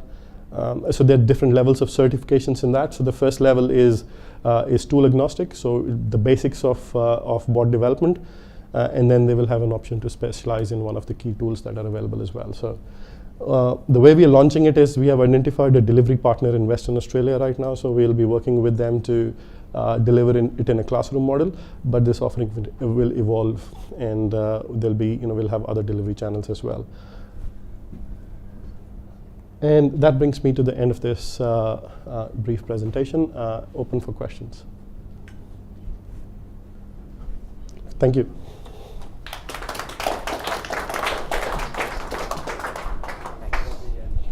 Plenty of chance for questions at the end of the day over drinks. We have one session left, and then we will have a glass of wine or whatever tickles your fancy. And I do appreciate you staying with us through the afternoon, because obviously I've attended plenty of conferences myself, and I know you take on a lot and a lot to think about, and you all have busy days as well that you could be doing other things. So we've got a really interesting panel discussion to round things off, where we're going to look at some of the bigger pictures facing organisations and societies as we move towards the digital economy and greater automation. Joining me on stage is going to be Leanne Ward, who's the CEO and founder of Partners for the Future, Adam Jeffries, Robotic Automation Manager at Australia Post, Adrian Yaza from TAL, and our host again, Mohit Sharma. So please join me in making them welcome.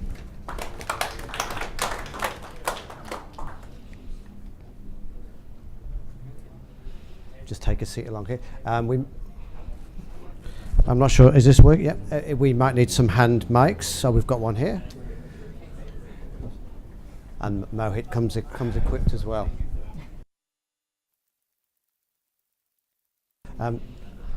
As I say, thank you for staying through the afternoon and joining us for the conversation at the end here. One of the things we're looking to talk about now is the impact for humanity and organisations and businesses in the era of automation and greater artificial intelligence. Obviously, we've got some end user organisations here that can talk about the reality of what they're planning. But we've looked at a lot of the positives. I want to maybe throw a slightly negative sounding question to Leanne. What are the because I know you'd be totally capable of turning it into a positive. What are the threats that we face as a society, both as a business community and as a general society, by the rise of automation that you see as far as in the early stages of it? Okay. Well, I'm always both energised and I think despondent at the same time when I look at things like artificial intelligence and machine learning, and the potential for both good things to happen and bad things to happen, because there are good actors and there are bad actors in society. That's what it gets down to. Having just come away from working with Defence, and I've worked with them for many, many years, we tend as a society to focus, when we look at bad things, on things like laws, so lethal autonomous weapon systems are very much out there, drones are out there, but they're also really, really good things. So for example, drones deliver blood in Africa. They are leading the world in terms of not wasting blood and being able to get it out to very remote communities. So there's both good and bad. But I read this week about a researcher at MIT. He grew up in Syria, worked in UAE, lived in Australia, works in the US, and he programmed an AI called Norman, which is sort of like normal, but he programmed it to be a psychopath to show exactly what can happen in terms of machine learning if every time I see a face I learn to hate it and then I learn I want to kill it. So his purpose, and he's got another one out there called The Moral Machine, which was really interesting research around giving you scenarios with autonomous cars or vehicles and having to make choices about whether you would kill the passengers and yourself or kill pedestrians, and was it based on the demographics of the people involved in terms of whether they were pregnant women or they were children or they were animals. So really interesting, but his whole point about artificial intelligence is there is no one set of values in the world, there is no one set of ethics.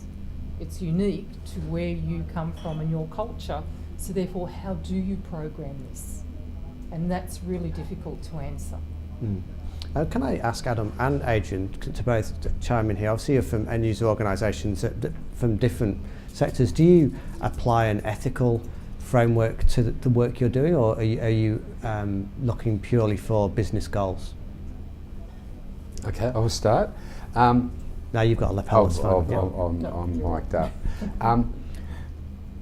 This is no different to any kind of tool. It's how you use the tool. Within this RPA space, I've learned that it's important to complement and not compete with STP. So within this space, it's important to augment and not try to replace humans. So how does that augmentation take place? Have we got the right KPIs to measure productivity going forward? Are we measuring the right things? And also, there's a lot of talk about the RPA space taking the robot out of the human, and the human now needs to just deal with exceptions. But what is that like for human beings? What we've actually found is there's some humans who thrive to have part of their day to just do boring admin type of work because they switch off. To work with exceptions day in, day out is hard. And there's a time for them to adjust, to work with these exceptions, and the way that we manage these people are important because we need to move away from widgets, because an exception could take 5 minutes or could take 5 hours. So what's the outcome? So do we measure them on the Net Promoter Score or something else, as opposed to the number of widgets that they get through? Also, in terms of the business case of which I've talked about, it's very important at the very start of the journey to specify the benefits of this type of technology to. And not just costs and reducing waste. It's also reduction of risk, and it's also customer experience. So when we talk about ethics, we can get a bit bloody-minded if it's just about costs. But if we look about improving the customer experience and adding value which we never added before. A classic example is, say, change of address or change of client details. Nothing's more boring than doing that. In some places it's harder because you have to change 50 systems for like an address as opposed to just one. However, if you just look about cost or fairly shallowly about client experience, it's just about the widgets. Think about it more broadly. An example being, say if a person moves from suburb A to suburb B. Suburb A has demographic A, suburb B has demographic B. Isn't this a great chance to look at marketing if a person's moved from, say, a more working class suburb to a more affluent suburb, to move from a renter to a home owner? And we are losing those opportunities each and every day. So for me, it's change of a mindset. Adam, did you have a view on the ethics that you need to approach your work? Yeah, with Post, we've gone through a number of iterations. However, Post being Post, we've got the automation process has been more of a capability build or a capacity build. In terms of exiting and cost cutting and saving FTE, there's a rather large lengthy process where we look at retraining, redeploying these people that have been affected, whether it's from an automation or a... Hold on. Is that better? I could hear you fine, but I'm not here. So in terms of what we've been focusing on is more creating the capacity within the groups, and then it's up for the individual areas to determine what they do with that capacity. With a lot of the capacity that we've built recently, we've turned that capacity into supporting automation anywhere, supporting the automations, and also moving people from people working in the call center, answering calls, to actually developing their own bots. So in terms of an ethical standpoint, the actual automation side of things hasn't really come up to anything along those lines. Yeah. One thing I'm interested as well is, and I'd like to bring Mohit and Leanne back in on this as well, is this idea of greater AI and automation reinforcing maybe negative stereotypes and roles within society. For example, I remember having a virtual assistant company on stage with me at an AFR event, and they said because their clients wanted all of their servants were attractive women, because they felt that the audience responded better to that, but in doing so admitted that they were reinforcing negative gender roles. I'm looking bigger picture, how do you see the role of organisations adopting automation in not just doing what has been maybe wrong in the past? I think it's a business. Hello.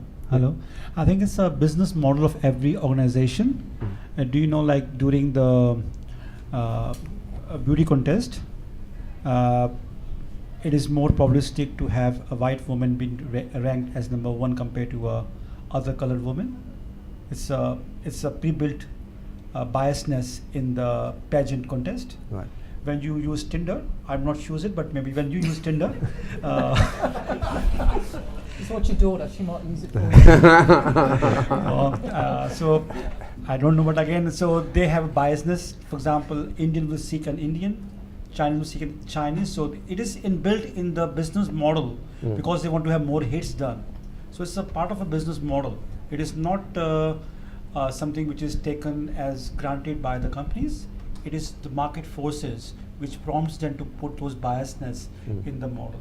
For example, now Tesla is putting that if they see a cat on the road, they want to hit it instead of hitting a woman on the pedestrian. So it's a biasness built in the AI to meet the requirement of the business model of that particular organization. Leanne, do you see a danger in the way that these organisations are these applications are being built? Well, I do.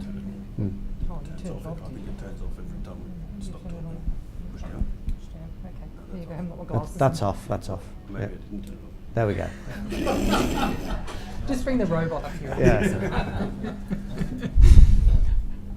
I do. So we are all human. We all have biases, but we don't have one bias. It depends where you are as to what set of biases you have. And I think that makes it incredibly complicated when you're programming something. So, I mean, the most well-known one is the Airbnb example of bias against who can actually rent properties based on their surname and their likely ethnicity.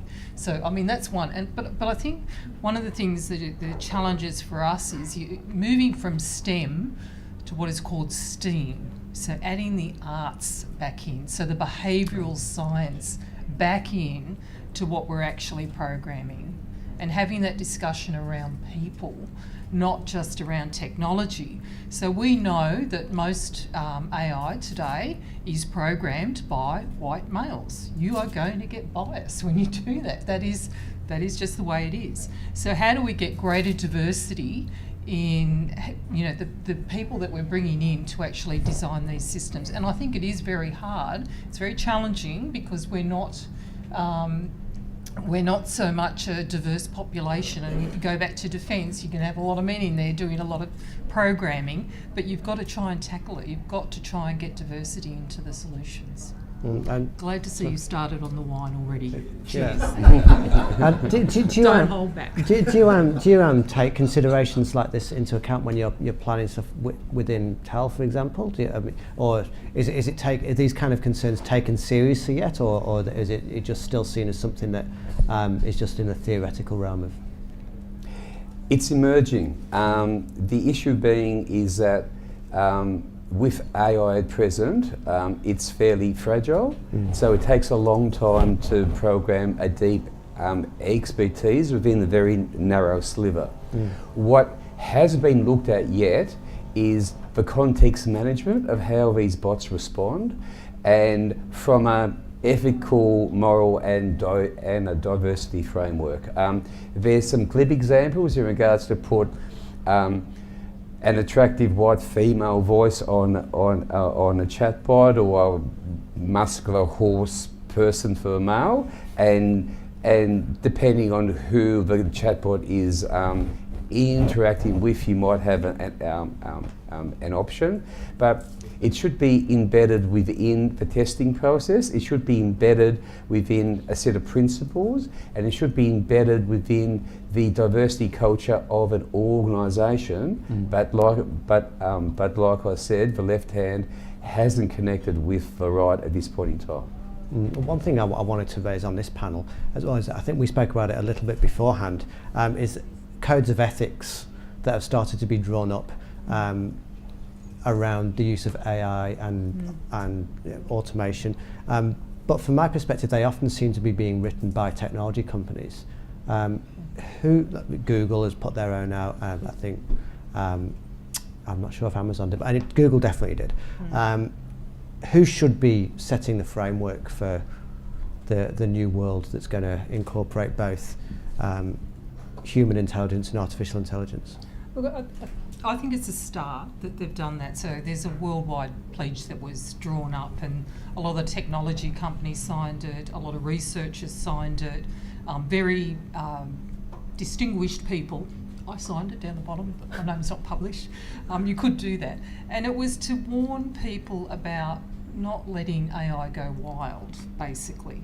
And it was just, it's to point out that governments need to stop and think. We need to have proper policies that start at a government level and flow down through business. And we need to have the conversation, because I don't think most businesses are yet able to think about a code of conduct or a code of ethics necessarily with AI fully in mind. So you've got to have the conversation. It's got to be an education process.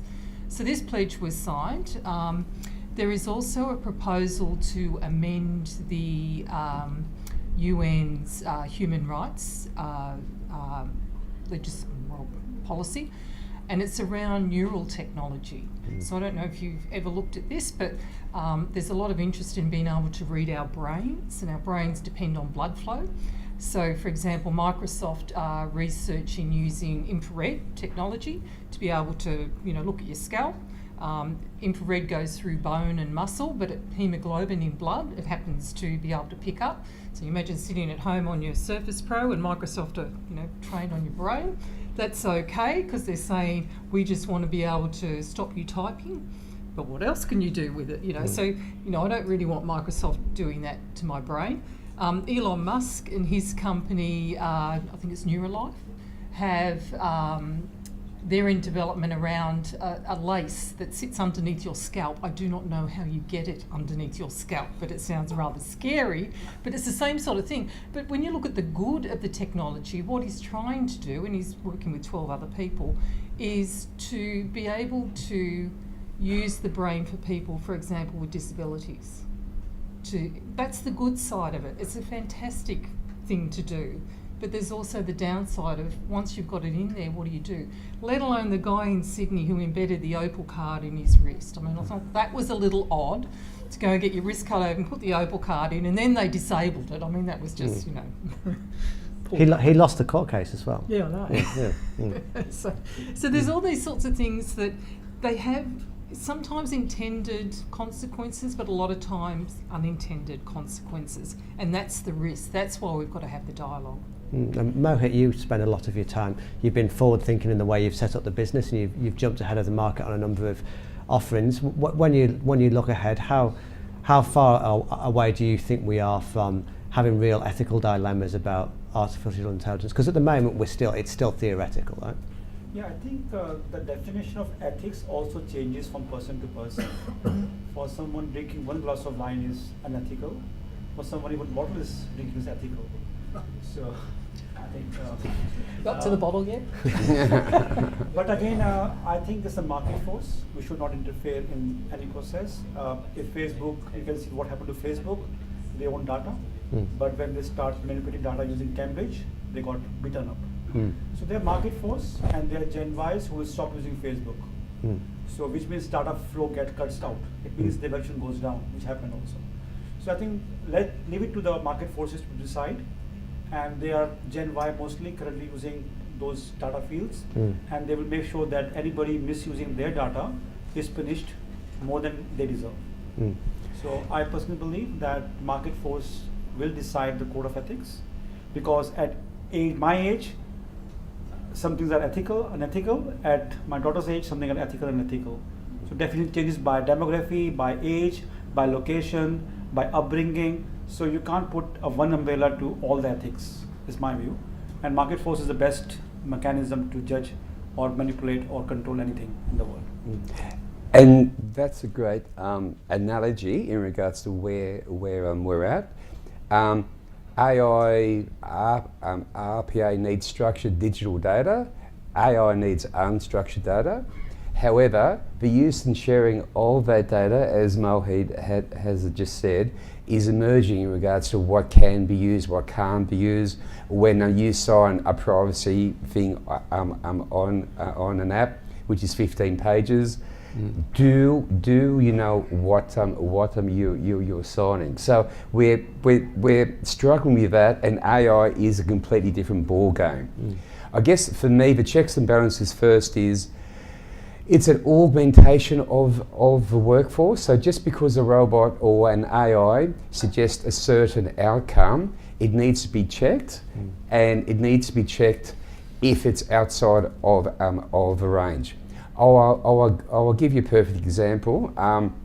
Say for travel insurance, you might have a pensioner who's stuck out in the middle of nowhere, who needs a hire car, who hasn't claimed within the last 5 years, but because this person is out from a certain kind of range from a base station, a robot will say decline. What you should look at in regards to those declines is pass it by a human to say, look at the profile of this person. Is the cost of giving them the hire car for a day or so better from a client experience and from a commercial perspective than just a straight-based yes or no decline? That's something that I think we need to get better at. And look, do we have any questions or comments from the audience at this stage? Because Arno, yeah? Yeah, thanks, Paul. I think, Mohit, that was very interesting what you said about the ethics and defining it by an individual. You could also extend that on to defining it by a nation. In fact, if I think about China, and what they're doing with facial recognition and trying to project a harmonious society in terms of giving credits, social credits, or whatever the definition is. It's kind of like, I don't think there was much debate about that, or if there was a debate, it would have been in a very small group of people at a Politburo level, and that's it. It's now been implemented, well, starting to be implemented for that entire society. So for them, that'll become the norm. That is ethical for them as a society in a whole. Whereas we, about my health record, and today they've had to extend on the date because the website has crashed and whatever else. Until the end of January, we're still grappling with some very, very fundamental things as a society about whether it's actually good to have crucial information available should you fall over in the street. You actually obviously want a practitioner to know everything about you from a medical perspective. Yeah, so I think like Arno, you're very right, and it also depends upon the context we are using, the definition of privacy. For example, if I post my picture on Facebook, people are okay with that. And I'm saying I'm feeling, I will be having a headache. People will give me sympathy on Facebook or Tinder. But we'd have really? But move on. But if that data is leaked from my hospital, it's become a hue and cry. So we can't have different ethics or rules and regulations of same picture for different social sites. And I think it is debatable. When something gets leaked from the hospital, people make a hue and cry, but they're happy to declare that openly on the Facebook. Yes, yes. So definition has to be defined at granular level, what ethics means. Well, I think we have set the scene for some interesting conversation over wine. So I would say thank you to everyone on the panel. Please join me in thanking them. Thank you. Thank you. And that just remains, as the panel shuffle off, for me to personally thank Mindfields for having me, and thank you all for staying along and joining in. And the end of the event will occur now with Sukelp coming in and saying a few words. But on behalf of myself, I'd like to say thank you very much for your attendance, and thank you very much to Mindfields for having me here. It's very interesting for journalists to hear what people are doing in the real world. Thanks. Well, now I'm officially the last man standing between all of you and drinks, so I'll keep this thank you note very brief and to the point. Thanks for pointing that out. So look, first of all, I want to thank each one of you for attending this event, taking time out of your busy schedules. Some of you have flown from interstate as well, so really appreciate it. Your participation has made the event better and a success, and we're going to cherish it for a very long time. I want to thank Paul as well for comparing the event and keeping us reasonably on track and honest. So thank you for that. And if you look at the last couple of hours, the event started with Mohit, talking about how we compete and complement some of our competitors, and we are all part of the same ecosystem. And the intent of this event was to create awareness, to add to the knowledge in the community of automation, and to make automation better. Was the intent. We were honored to have Honorable MP Ed Husick to talk about some of the labor market challenges and how some of the businesses are focusing a lot of attention on upskilling their staff and to get ready for automation for the fourth industrial revolution, as we call it. Before that, we had a very interesting presentation from Rocky from Optus, who talked about the readiness of Australian enterprises for automation. He very interestingly talked about the physics of exponential economy as well, which I thought was particularly interesting. Craig from Australia Post shared his insights on how automation is shaping and being impacted by some of the conventional businesses as well.